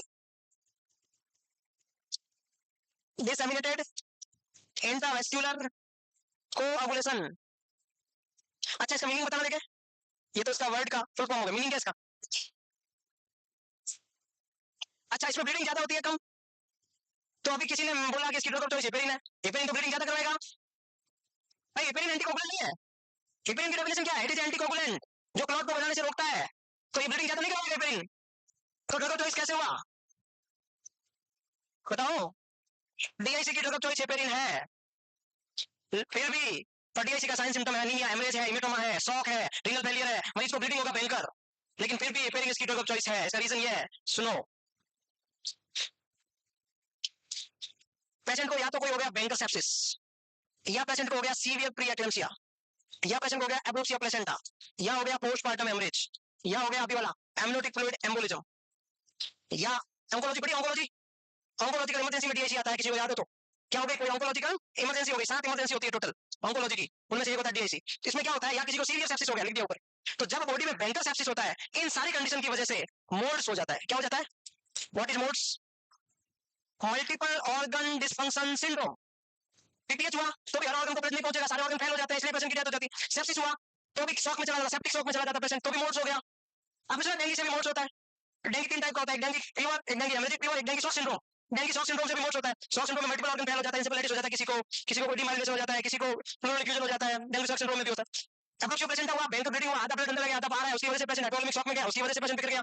पोस्टमार्टम हेमरेज में ज्यादा ब्लीडिंग हुई, उसकी वजह से आगे जाके मामला बिगड़ गया, ऑर्गन फेल हो गए। एमनियोटिक फ्लूइड एम्बोलिज्म में थ्रोम्बस आ गया सर्कुलेशन में, मरीज को पल्मोनरी एम्बोलिज्म के साइन आएंगे, पेशेंट शॉक में चला गया। ऑन्कोलॉजिकल इमरजेंसी, कैंसर का ट्यूमर बहुत एग्रेसिव हो गया, उसकी वजह से हो गई इमरजेंसी, उसको बोलो। इसमें क्या हो जाता है? मोड्स। तो इसमें मोड्स होता है जब कोई ऑर्गन फेल होता है, तो कार्डियोवास्कुलर और लीवर ये सब फेल हो जाता है, इसको बोलते हैं सोफा स्कोर। नाम सुना किसी ने sofa? What is sofa? Shock के असेसमेंट के लिए कौन सी स्केल यूज करते हैं? Sofa, SOFA, shock assessment scale बोलते हैं इसको, sequential organ failure assessment scale. Shock का मतलब होता है जब बॉडी के 2 या 2 से ज्यादा वाइटल ऑर्गन फेल हो जाए, उसको शॉक बोलते हैं। तो कुछ प्रॉब्लम हुई, मल्टीपल ऑर्गन फेल हो गए, 2 या 2 से ज्यादा वाइटल ऑर्गन फेल, हमारी बॉडी में वाइटल ऑर्गन 5 है। ब्रेन वाइटल ऑर्गन में आता है, हार्ट वाइटल ऑर्गन में आता है, लंग्स वाइटल ऑर्गन में आते हैं, लीवर वाइटल ऑर्गन में आता है, किडनी वाइटल ऑर्गन में आती है। समझ में आ गया? इसका मतलब लीवर खराब होगा तो कोगुलेशन बिगड़ जाएगा, हार्ट खराब होगा तो परफ्यूजन नहीं हो पाएगा, लंग्स खराब हो गया तो रेस्पिरेटरी एसिडोसिस हो जाएगा, ब्रेन खराब हो गया तो रिफ्लेक्स काम नहीं कर पाएगी, आपकी कोई भी रिफ्लेक्स एक्टिविटी नहीं हो पाएगी। तो मल्टीपल ऑर्गन फेल हुआ, सोफा में चला गया पेशेंट, सोफा फेल हो गया। अब उसकी वजह से जब लीवर फेल होता है तो एपीटीटी और पीटी और आईएनआर भी बिगड़ जाता है, क्योंकि वही सब मेंटेन करता है उसको। एपीटीटी, पीटी और आईएनआर बिगड़ गया, तो जब ये ब्लड वेसल्स में कौन भरा होता है? फ्लूइड। तो जब एपीटीटी, पीटी और आईएनआर बराबर नहीं है, बहुत ज्यादा हो गए, डिलेंस हो गए, डिलेंस का मतलब एबनॉर्मल हो गए, एपीटीटी, पीटी और आईएनआर खराब, क्योंकि लीवर फेल हो गया मोड्स की वजह से, और हार्ट पंप नहीं कर पा रहा है, तो क्या होगा? हार्ट की एंडोथेलियम वेसल्स भी क्या हो जाएगी? डैमेज हो जाएगी, तो ब्लीडिंग होगी। एपीटीटी और पीटी आईएनआर सही नहीं है, तो एंडोथेलियम में से ब्लड में इसमें क्या होगी? ब्लीडिंग होगी, और ब्लड की भी कुछ कैपेसिटी होती है, कुछ टाइम तक अंदर क्लॉट होने लगता है, कहीं पर होके डिसेबिलिटेड का मतलब होता है कहीं का कहीं पर, कहीं का कहीं पर। जैसे बोलते हैं ना कि डिसेबिलिटेड टीबी है, इसको डिसेबिलिटेड टीबी का मतलब होता है कि डिसेबिलिटेड टीबी ऑफ द लंग्स, इसका मतलब टीबी कहीं और थी, बाद में लंग्स में आ गई, स्पाइनल कॉर्ड की बोलते हैं। तो डिसेबिलिटेड का मतलब होता है कहीं का कहीं पर, दूसरी जगह जाके कुछ अफेक्ट करना। तो यहाँ ब्लीडिंग हुई, सब खराब हो गया एंडोथेलियम, एपीटीटी, पीटी आईएनआर डिलेंस है, इसलिए प्रोटीन फैक्टर काम नहीं कर रहा है, ब्लीडिंग हुई और कहीं और पे जाके क्लॉट हो गया। तो यहाँ पर ब्लीडिंग डेंजरस नहीं है, यहाँ पर क्लॉट डेंजरस है। तो इसीलिए हम क्या करते हैं? एक साइड से देंगे एफएफपी, क्या देंगे? फ्रेश फ्रोजन प्लाज्मा, ताकि वॉल्यूम मेंटेन हो, मरीज शॉक में नहीं जाए। डीएसी में मरीज शॉक में चला जाता है, रीनल फेलियर हो जाता है, तुरंत कॉम्प्लिकेशन है उसका डीएसी का, शॉक में चला जाता है। और बैंकर ब्लीडिंग होगी तो पेशेंट का एसिडिटी कम हो जाएगा और हीमोग्लोबिन कम हो जाएगा और हेमेटोमा देखने को मिलेगा और urine output less than 30 ml पर हो जाएगा। ये चारों क्लासिकल साइन है। क्योंकि ब्लीडिंग होगी तो हीमोग्लोबिन कम होगा, एनीमिया होगा तो एसिडिटी कम हो जाएगा, हीमोग्लोबिन कम होगा तो, और उसके साथ साथ में मरीज का क्या हो जाएगा? ये पूरा का पूरा यूरिन आउटपुट कम हो जाएगा, हेमेटोक्रिट वैल्यू कम हो जाएगी, और उसकी वजह से मरीज को केएफटी रेंज हो जाएंगे, शॉक में चला जाएगा। तो साथ में एफएफपी किस लिए दिया जाता है? अचानक से वॉल्यूम बढ़ाने के लिए, अचानक से मरीज को शॉक में जाने से बचाए एफएफपी, तो वो तो करेगा फ्लूइड को मेंटेन, और ये जो क्लॉट बन रहा है जगह जगह, उसको ये हेपेरिन क्या करेगा? क्लॉट बनने से रोकेगा। और एफएफपी ब्लीडिंग की जरूरत है, आपको पता है? आप देते हो नहीं देते हो? क्या बोलते हैं उसको? कौन सा साइड डिजीज, क्या रोए डिजीज का नाम क्या है उसका? हेमोग्लोबिन वगैरह आप भी देते हो, आपने हॉस्पिटल में काम किया, जब पेशेंट को ब्लीडिंग होती है तो आप आरटीपी एसटीपी एफएफपी देते हो कि नहीं देते हो? वो भी मेंटेन करता है, क्रायोप्रोस्पिरिट क्या है उसमें प्रोटीन देते हैं, वो भी आप लोग देते हो। इसलिए ब्लीडिंग रोकने के लिए तो वो देंगे और प्रोटीन रोकने के लिए हिपेरिन देंगे, ये दोनों मिला के, और बाकी ये तो सिम्टम को ट्रीट करेगा, और डीआईसी का कॉज है उसको ट्रीट करो। डीआईसी लाइफ थ्रेटनिंग कंडीशन है और 100% डीआईसी का क्वेश्चन आएगा।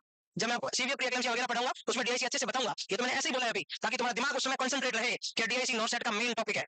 बस जैसे ऑटोनॉमिक डिस्प्लेक्सिया के बिना पेपर नहीं बनेगा, वैसे ही नाम सुना ऑटोनॉमिक डिस्प्लेक्सिया, मोस्ट इंपोर्टेंट टॉपिक है नर्वस सिस्टम का, कि नर्वस सिस्टम का कोई क्वेश्चन आया तो वहीं से आएगा ही आएगा। छोटा सा है, 4 सिम्टम है, लेकिन हर बार गलत होता है एग्जाम स्टूडेंट का, इसलिए पूछते हैं trigeminal neuralgia, autonomic dysreflexia, Parkinson disease, cranial nerve assessment और सीजर, इन 5 में से आते हैं हर बार, तो वहीं पर वो इंपॉर्टेंट है, इतना उतना डीआईसी इंपॉर्टेंट है, क्योंकि डीआईसी का रिलेशन किसी एक सिस्टम से नहीं है, पूरे सिस्टम से है। तो आप किसी में भी काउंट करो डीआईसी इज डेंजरस, तो आएगा जाएगा डीआईसी। बस एंटीनेटल एडवाइस क्या देनी चाहिए? सिर्फ ट्रेन में सफर करना है, कितनी किलो कैलोरी एक्स्ट्रा लेनी चाहिए रोजाना, कितना किलो कैलोरी एक्स्ट्रा लेनी चाहिए? 300। अगर वो लैक्टेशन 300 किसमें है? Single tone pregnancy. कौन सी सिंगल टोन प्रेगनेंसी? क्या होती है? जिसके यूट्रस में एक फीटस हो उसको बोलते हैं सिंगल टोन, एक से ज्यादा उसको बोलते हैं मल्टीपल प्रेगनेंसी। तो कोई फीमेल प्रेग्नेंट है तो जितनी कैलोरी ले रही थी उससे कितनी एक्स्ट्रा लेनी? 300। और अगर वो लैक्टेशन में है तो कितनी एक्स्ट्रा देनी? 550। लैक्टेशन में कैलोरी ज्यादा चाहिए क्योंकि न्यू इन्फेंट की डिमांड ज्यादा है। कैल्शियम कितना लेता है प्रेगनेंसी में? Total 1000 mg। आयोडीन प्रेगनेंसी में आयोडीन कितना लेते हैं? अच्छा, आयोडीन प्रेगनेंसी में क्यों आना जरूरी है? हम सब अडल्ट लोग हैं, हमें रोजाना का आयोडीन खाना चाहिए 150 mcg per day. mcg RDA, mcg RDA का मतलब रिकमेंडेड डाइटरी अलाउंस। और फीमेल प्रेग्नेंट हो जाए तो 100 mcg एक्स्ट्रा। ये दोनों क्वेश्चन आ सकते हैं, तो टोटल कितना हुआ? तो क्वेश्चन आ सकता है प्रेगनेंसी में टोटल पर डे कितना खाना चाहिए? 250। एक्स्ट्रा पूछ ले तो कितना हुआ? अरे 100, और एक्स्ट्रा 100 हुआ ना, 150 तो वैसे ही खाना ही है, तो प्रेगनेंसी में एक्स्ट्रा कितना हुआ iodine? 100। 150 equal to 250 mcg per day. Vitamin C extra खाना है, vitamin D 400 international unit per day is compulsory. Vitamin D 400 international unit per day is compulsory. Lactation और प्रेगनेंसी दोनों में बराबर है। विटामिन सी की एग्जैक्ट रेंज नहीं है, बट ऐसा लिखा हुआ है कि 70 से 80 mg per day, 70 to 80 mg per day vitamin सी।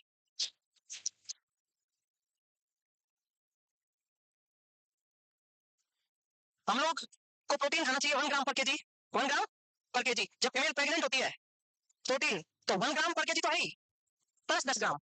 जैसे 60 किलो की है तो उसको 70 ग्राम प्रोटीन खाना है, 50 किलो की है 60, 40 की है तो 40 तो आंसर आएगा ही। प्रेगनेंसी का 10 एक्स्ट्रा, पूरी बॉडी का 10, पर ग्राम का 10 नहीं, पूरी बॉडी का 10 ग्राम। और अगर लैक्टेशन में तो 1 ग्राम पर केजी तो है ही, प्लस 15 ग्राम।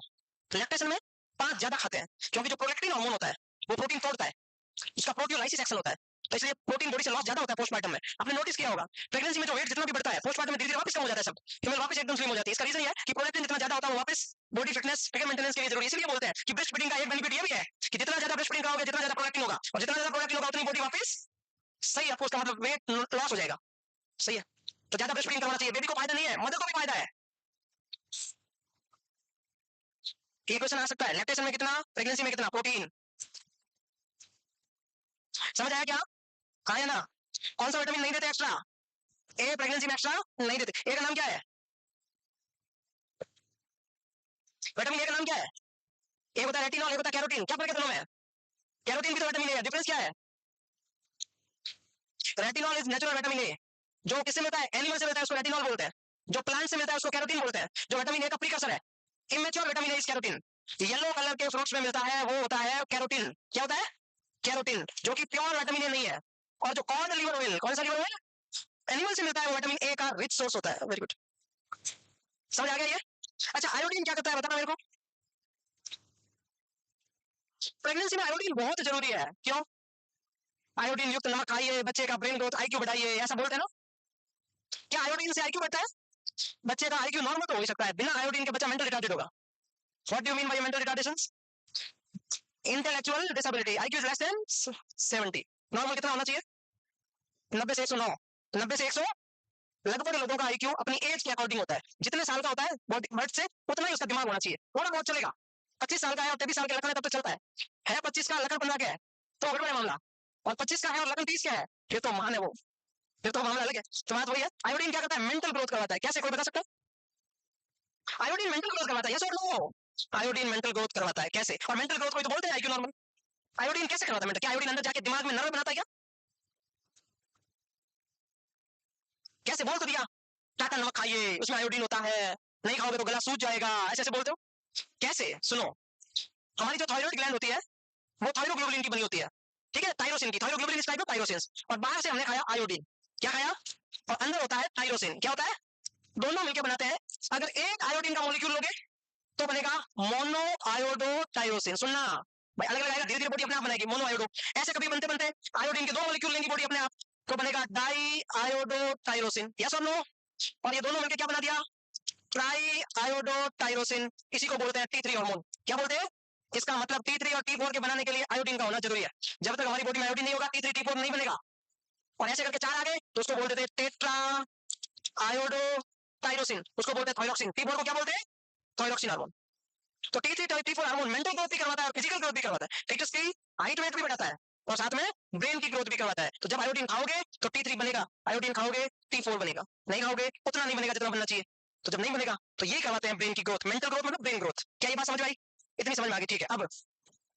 अब एक सिंपल फंडा है, अगर कोई फीमेल, सुनना, को हाइपोथायराइडिज्म है, क्या है, ऑलरेडी हाइपोथायराइडिज्म तो होता ही है, मतलब ये वो बीमारी ऑटोइम्यून बीमारी है, तो एक बार हो जाए तो कभी सही होती नहीं है, परमानेंट ड्रग लेते रहना चाहिए। तो हाइपोथायराइडिज्म है और वो फिर प्रेग्नेंट हो जाए और फिर उसने अगर बराबर थायराइड ड्रग नहीं ली तो उसको अगर हाइपोथायराइडिज्म रह गया प्रेगनेंसी में तो होने वाले बच्चे का आईक्यू कम होगा।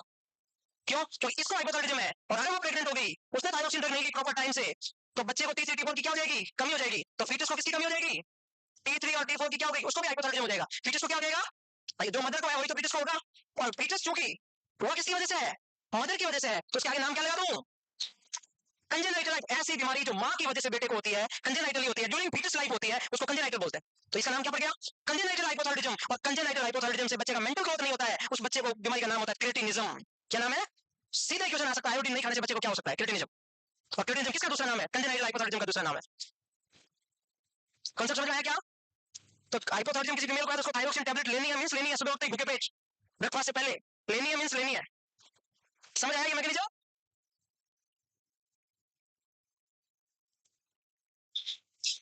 आगे बढ़े, बोलो।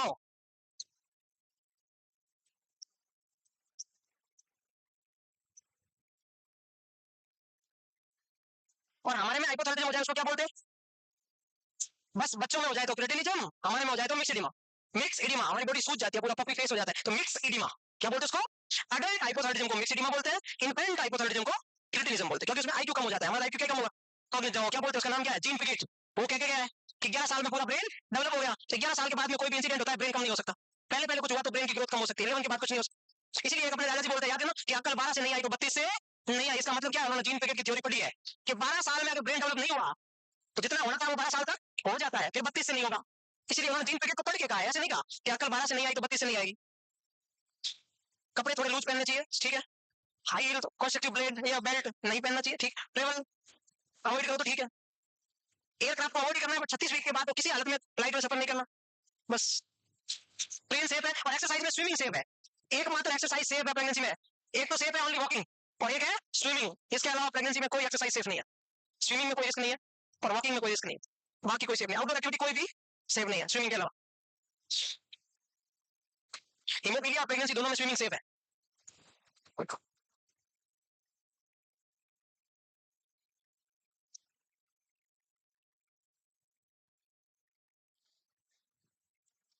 फॉलिक एसिड क्या करता है प्रेगनेंसी में।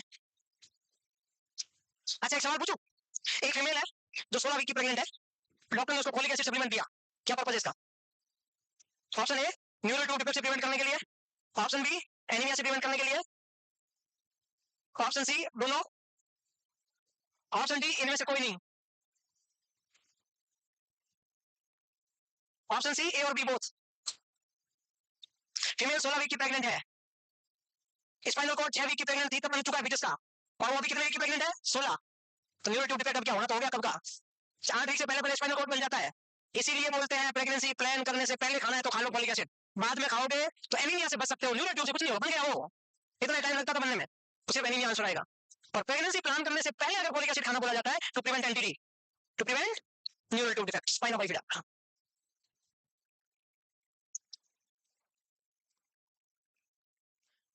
फॉलिक एसिड क्या करवाता है, डीएनए सिंथेसिस को करवाता है या सिंथेसिस को इनहिबिट करता है, हमारे बॉडी में ग्रोथ करवाता है या ग्रोथ को इनहिबिट करता है, बताना देखिए एक बार। आपने कैंसर नाम सुना, कैंसर नाम नहीं सुना, एंटी कैंसर ड्रग नाम सुना, कैंसर एंटी कैंसर नाम सुना? एंटी कैंसर में ड्रग होती है, इसका नाम है मीथोट्रेक्सेट। नाम सुना? मीथो नाम सुना किसी ने? वो क्या काम करती है? सेल वॉल के सिंथेसिस को, डीएनए सिंथेसिस को रोकती है, तुरंत उसी जगह पर ट्यूमर को रोक देती है। तो एक्टोपिक प्रेगनेंसी में भी हम कई बार क्या देते हैं लोकली? ड्रग ऑफ चॉइस है methotrexate, drug of choice of ectopic pregnancy. जब तक रैप्चर नहीं हो, जो ही पता चले फीमेल को एक्टोपिक प्रेगनेंसी है, तुरंत मीथोट्रेक्सेट लगा के फिर अगले दिन वो एब्डोमेन को खोल के, फलोपियन ट्यूब को खोल के बाहर निकाल देते हैं उस पार्ट को। रैप्चर नहीं होता तब तक ड्रग ऑफ चॉइस है मीथोट्रेक्सेट। कैंसर की भी क्या है? ट्यूमर को उसी जगह पे रोक देती है। समझ में आया? और आपने एक नाम सुना होगा मीथोट्रेक्सेट, हम किसी को दे, वो क्या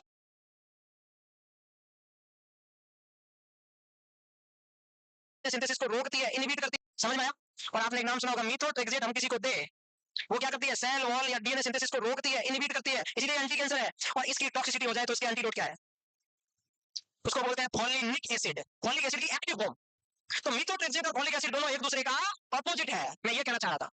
मीथोट्रेक्सेट हमारी बॉडी में टिश्यू की ग्रोथ को रोकता है, फॉलिनिक एसिड ग्रोथ करवाता है। तो प्रेगनेंसी में मीथोट्रेक्सेट नहीं देना है, बच्चे का ग्रोथ नहीं होगा, कोई कोई ऑर्गन बनने से रह जाएगा। तो प्रेगनेंसी में मीथोट्रेक्सेट नहीं देना है, सिर्फ एक्टोपिक प्रेगनेंसी में देना है, वो प्रेगनेंसी खत्म करनी है इसलिए देना है। तो मीथोट्रेक्सेट एंटी कैंसर ड्रग है, ट्यूमर को रोकती है, किसी भी बॉडी के ग्रोथ को रोकती है। और अगर इसकी टॉक्सिसिटी हो जाए तो एंटीडोट के रूप में फॉलिनिक एसिड यूज करते हैं। कौन सा एसिड? फॉलिनिक एसिड का दूसरा नाम ल्यूकोवेरिन। क्या नाम है? ल्यूकोवेरिन। और कई बार ल्यूकोवेरिन बहुत ज्यादा देते हैं, ज्यादा को अपनी मेडिकल टर्मिनोलॉजी में रेस्क्यू बोलते हैं। क्या बोलते हैं? कई बार भूकंप आया बोलते हैं ना, रेस्क्यू टीम भी है, बहुत सारा सामान लेके इकट्ठे होकर लोग जाते हैं, उसको क्या बोलते हैं? Rescue team. तो ये नाम पड़ गया ल्यूकोवेरिन रेस्क्यू, एंटीडोट ऑफ मीथोट्रेक्सेट। फॉलिनिक एसिड का दूसरा नाम है। किसका दूसरा नाम है? ये नॉन सेट बना सकता है कि फॉलिनिक एसिड किसका एंटीडोट है? मीथोट्रेक्सेट का एंटीडोट है। ल्यूकोवेरिन और फॉलिनिक एसिड दोनों एक ही चीज है, दो नाम है इनके। किसका एंटीडोट है? मीथोट्रेक्सेट का एंटीडोट है। बार बार बोल रहा हूँ, और कॉन्सेप्ट समझ में आ गया होगा। फॉलिक एसिड ग्रोथ करवाता है, तभी तो स्पाइनल कॉर्ड बनेगा। भाई फॉलिक एसिड की कमी होगी तो बीच में से स्पाइनल कॉर्ड नहीं बनता है, नहीं बनने को बोलते हैं neural tube defect. Spinal cord बीच में से बना नहीं। न्यूरल ट्यूब डिफेक्ट की डेफिनेशन क्या है? क्या है डेफिनेशन? स्पाइनल कॉर्ड बीच में से कहीं रह गया, खाली रह गया, इससे वहां से बाहर आ गया स्पाइनल नर्व। तो अगर फॉलिक एसिड खाता तो स्पाइनल कॉर्ड पूरा बन जाता। आया समझ में? तो वो तो ग्रोथ करवाता है फॉलिक एसिड, मीथोट्रेक्सेट रोकता है। आया समझ में? कॉन्सेप्ट समझ में आया? ठीक है। जब फीमेल प्रेग्नेंट होती है या प्रेगनेंसी प्लान करते हैं तो फॉलिक एसिड लेना चाहिए according to WHO 400 mcg per day. कितना? और प्रीवियस प्रेगनेंसी में हिस्ट्री दे रही है कि मेरे बच्चे को एनटीडी हो चुका है, तो 4000 mg पर डे, मतलब 4 mg पर डे, 4000 mcg। इसका मतलब क्या हुआ? ये डोज बदल जाएगी, 4 mg हो जाएगा। और रूटीन 0.4 mg, और रूटीन कितना? 0.4 mg, और प्रीवियस हिस्ट्री है पॉजिटिव 4 mg, 10 गुना का डिफरेंस है। क्या बोल रहा हूँ वापस सुनो। नॉर्मली कोई फीमेल आती है एंटीडी से प्रिवेंट करने के लिए मुझे कितना फॉलिक एसिड खाना चाहिए? 400 mcg पर डे। 400 mcg का मतलब 0.4 mg, जो एक टैबलेट में आता है। तो आयरन के साथ में जो टैबलेट आती है उसमें 500 आता है, लेकिन लेना कितना होता है? 400 mcg। और अगर कोई प्रीवियस हिस्ट्री देती है कि मेरे को एंटीडी पिछली बार था बच्चे को, तो उसको कितना देना है? 4 mg पर डे देना है। कितना देना है?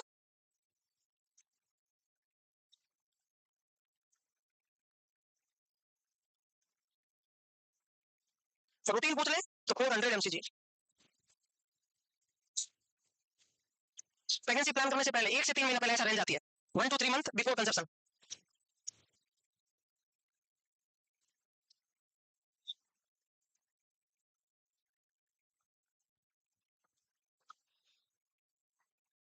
न्यूरल ट्यूब डिफेक्ट के बारे में समझते हो कुछ? कोई बता पाएगा मुझे क्या होता है न्यूरल ट्यूब डिफेक्ट?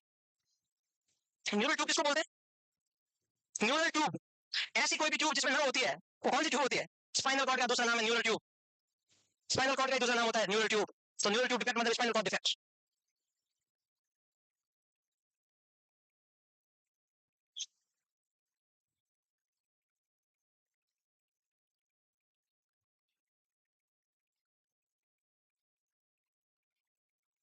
अगर एग्जाम में क्वेश्चन आ जाए न्यूरल ट्यूब डिफेक्ट से प्रिवेंट करने के लिए कौन सा एलिमेंट डाइट में लेना जरूरी है, फॉलिक एसिड ऑप्शन में नहीं हो, जिंक, जिंक जिंक। तो फॉलिक एसिड और जिंक दोनों न्यूरल ट्यूब डिफेक्ट से प्रिवेंट करता है, ऐसे याद रखना है। साथ में पढ़ लो, मेन फॉलिक एसिड है, फॉलिक एसिड ऑप्शन में नहीं हो तो अपने को जिंक याद रखना है। एलिमेंट में जिंक आ गया, विटामिन में B9 आ गया। फॉलिक एसिड को कई बार मैटरनल फॉलेट भी बोलते हैं। ये भी क्वेश्चन आ सकता है कि मदर को क्या खाना चाहिए जैसे एंटीडी नहीं हो, मैटरनल फॉलेट। मैटरनल फॉलेट नाम क्यों पड़ा? खाएगी कौन? माँ। क्या खाएगी? फॉलिक एसिड, तो नाम पड़ गया मैटरनल फॉलेट। ये भी हो सकता है। पूछने वाला स्मार्टली पूछेगा, सीधा सीधा तो नहीं पूछेगा, बहुत स्मार्टली क्वेश्चन पूछेगा। नॉन सेट है भाई, कंसंट्रेशन बहुत जरूरी होगा पेपर में, बहुत स्मार्टली क्वेश्चन पूछेगा वो।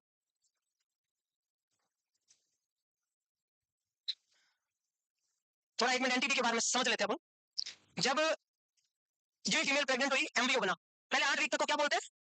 एम्ब्रियो बोलते हैं ना। स्पाइनल कॉर्ड एम्ब्रियो में बन जाता है, ग्रोथ बाद में होती है, बन पहले जाता है, मतलब उसका ढांचा पहले बन जाता है। ठीक है, तो ये स्पाइनल कॉर्ड। अच्छा, स्पाइनल कॉर्ड किसका पार्ट है? पीएनएस का, सीएनएस का? मेनिंस की डेफिनेशन क्या है? What is मेनिंग्स? मेनिंग्स नाम सुना है? What is मेनिंग्स?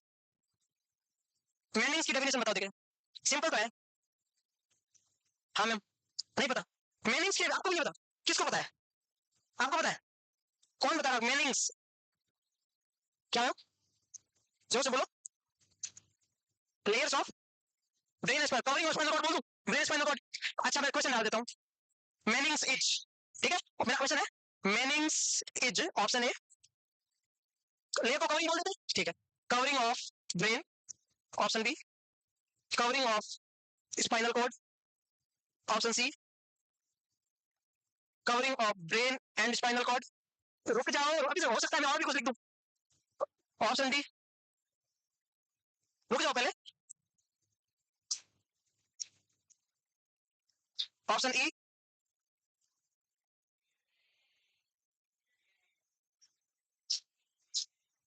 सीएनएस की डेफिनेशन होती है, ब्रेन और स्पाइनल कॉर्ड दोनों को सीएनएस बोलते हैं, सिर्फ ब्रेन को सीएनएस नहीं बोलते, दोनों को मिला के क्या बोलते हैं? सीएनएस। और सीएनएस की कवरिंग को मेनिंग्स बोलते हैं। तो ब्रेन की कवरिंग भी मेनिंग्स है, स्पाइनल कॉर्ड की कवरिंग भी मेनिंग्स है, तो सीएनएस की कवरिंग भी मेनिंग्स है। इसका मतलब ब्रेन और स्पाइनल कॉर्ड दोनों की कवरिंग को क्या बोलते हैं? तीन लेयर होती है, उसको हम बोलते हैं डी ए पी, सबसे बाहर वाली, मिडिल वाली, अंदर वाली, D A P, dura alkaloid पाया।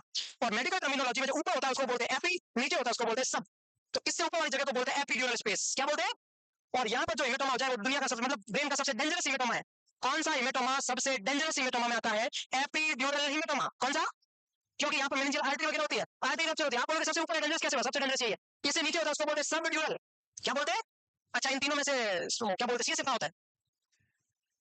सीएसएफ होता है पाया से ऊपर, एराक्नॉइड से नीचे, यहाँ पर सीएसएफ घूमता है, उसको बोलते हैं सब एराक्नॉइड स्पेस। वो स्पेस जो सेकंड लेयर से नीचे है, पहले वाली लेयर से ऊपर है, उसके बीच वाली नदी को बोलते हैं सब एराक्नॉइड स्पेस, उसमें सीएसएफ घूमता है। समझ आई बात? तो जब आप लंबा पंचर करते हो तो इधर से करते हो, पहले आप ड्यूरा को रैप्चर करते हो, फिर एराक्नॉइड को रैप्चर करते हो, फिर आप निकाल पाया को नहीं करते हो। सीएसएफ निकालने के लिए दो लेयर के अंदर से निकल जाती है, जो आप करते हो ना, क्या बोलते हैं लंबा पंचर, स्पाइनल टैप। तो बाहर से ये बाहर स्किन है, ये सबसे बाहर स्किन है, स्किन फिर कवरिंग फेसिया मसल्स टिश्यू फिर ड्यूरा मैटर फिर एराक्नॉइड मैटर, बस यहाँ तक। समझ आई बात? अंदर से एक लेयर को छोड़ के बाहर से दो लेयर को छोड़ के उसको हम बोल देते हैं ये। अब हम स्पाइनल कॉर्ड में क्या क्या होता है? एक आपने बता दिया कि सीएसएफ होता है, मैंने बता दिया, चलो सीएसएफ होता है स्पाइनल कॉर्ड में, होता है नहीं होता? तो सीएसएफ भी होगा, और तो क्या होगा? जूस तो होगा नहीं वहाँ भाई। ब्रेन के लेटर वो कौन सा प्लेक्सस में बनता है, सेंट्रल कैनाल से होते हुए घूमता है इसके अंदर पूरा, 0.5 ml पर केजी पर आवर बनता है, 1 घंटे में 30 ml बनता है, 24 घंटे होते हैं, पूरे दिन में 720 बनता है, बाकी सब एब्जॉर्ब हो जाता है, बचता है 120 है। एनी टाइम पूरी बॉडी में कितना रहता है? 0.20 रहता है, ठीक है, वो तो सबको आपको बेसिक पता है। अब ये स्पाइनल कॉर्ड है, स्पाइनल कॉर्ड में कौन कौन होता है? ये नर्व होती है, उसको बोलते हैं स्पाइनल नर्व। कितनी होती है?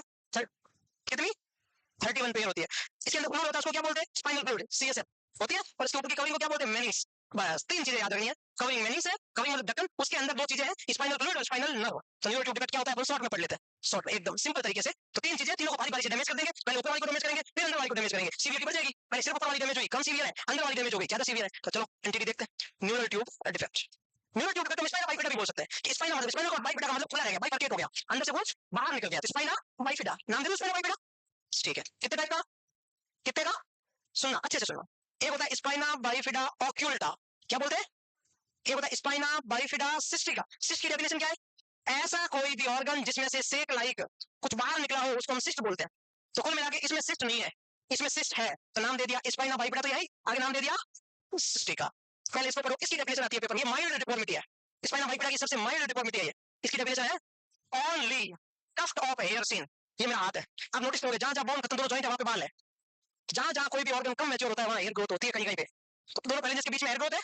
तो जो स्पाइनल कॉर्ड आपको नजर नहीं आएगा कि डैमेज है, ये स्पाइनल कॉर्ड है, नजर नहीं आएगा, हल्का सी ग्रोथ, ये लो हेलो, हल्की सी ग्रोथ कम हुई, तो स्पाइनल ऑक्यूटा का साइन क्या है? यहाँ पर तीन चार बाल देखने को मिलेंगे, ओनली टफ्ट ऑफ हेयर, बाल के कुछ छोटा सा गुच्छा, कुछ चार पांच हेयर, उसको बोलते हैं स्पाइनल बाइफिडा ऑक्यूल्टा। क्या बोलते हैं? सीधा याद रखना, what is spinal bifida occulta? No major symptoms are present, जहां पे लंबोसेक्रल रीजन में होता है, मोस्टली कहां होता है? लंबोसेक्रल रीजन के बीच में होता है ज्यादातर, टफ्ट ऑफ हेयर सीन, क्या बोलते हैं उसको? Tuft of hair seen only.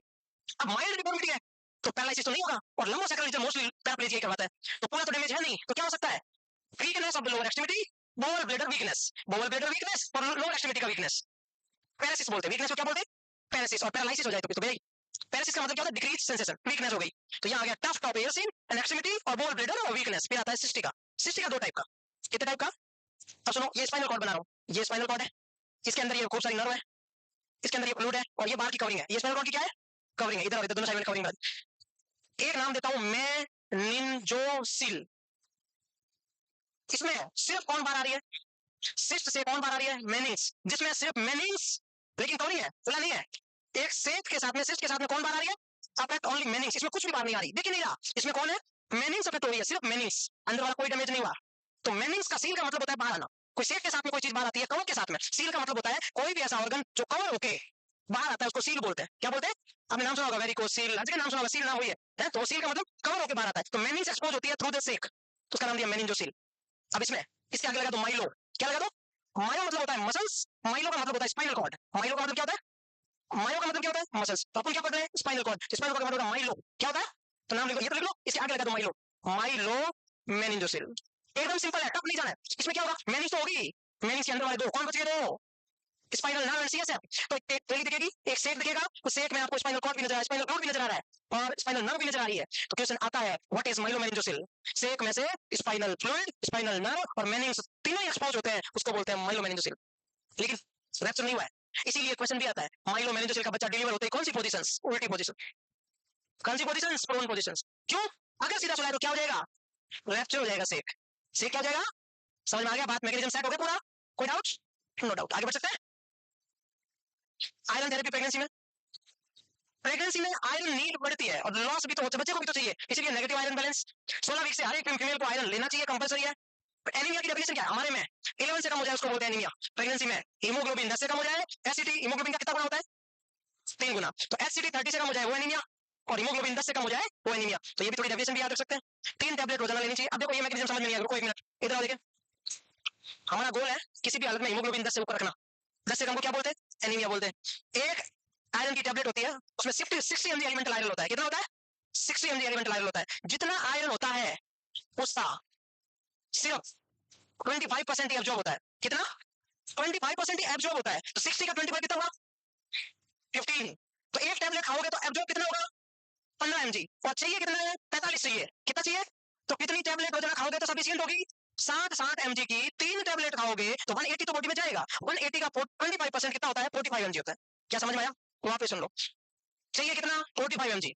लेकिन 45 एमजी मिलेगा कब? जब 180 खाओगे, क्योंकि 180 का 25% ही एब्जॉर्ब होता है एलिमेंटल का। तो 7 एमजी की एक टैबलेट आती है एलिमेंटल आयरन की, तो कितनी खाओगे? 3। 3 खाओगे तब जाके कितना मिलेगा? एब्जॉर्ब कितना होगा?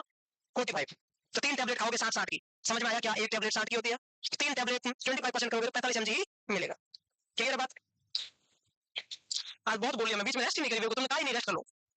मेरा गला दर्द कर रहा है, मैं 2.5 घंटे में 5 घंटे जितना पढ़ा दिया, मुझे ऐसा लगता है। मुझे ऐसा लगता है, सही लग रहा है गलत पता नहीं, पर लगता है। ये निकालो, ये 60 एमजी वाला फॉर्मूला समझ में आया? कुछ नहीं है, जितना है उसका 25%, बस।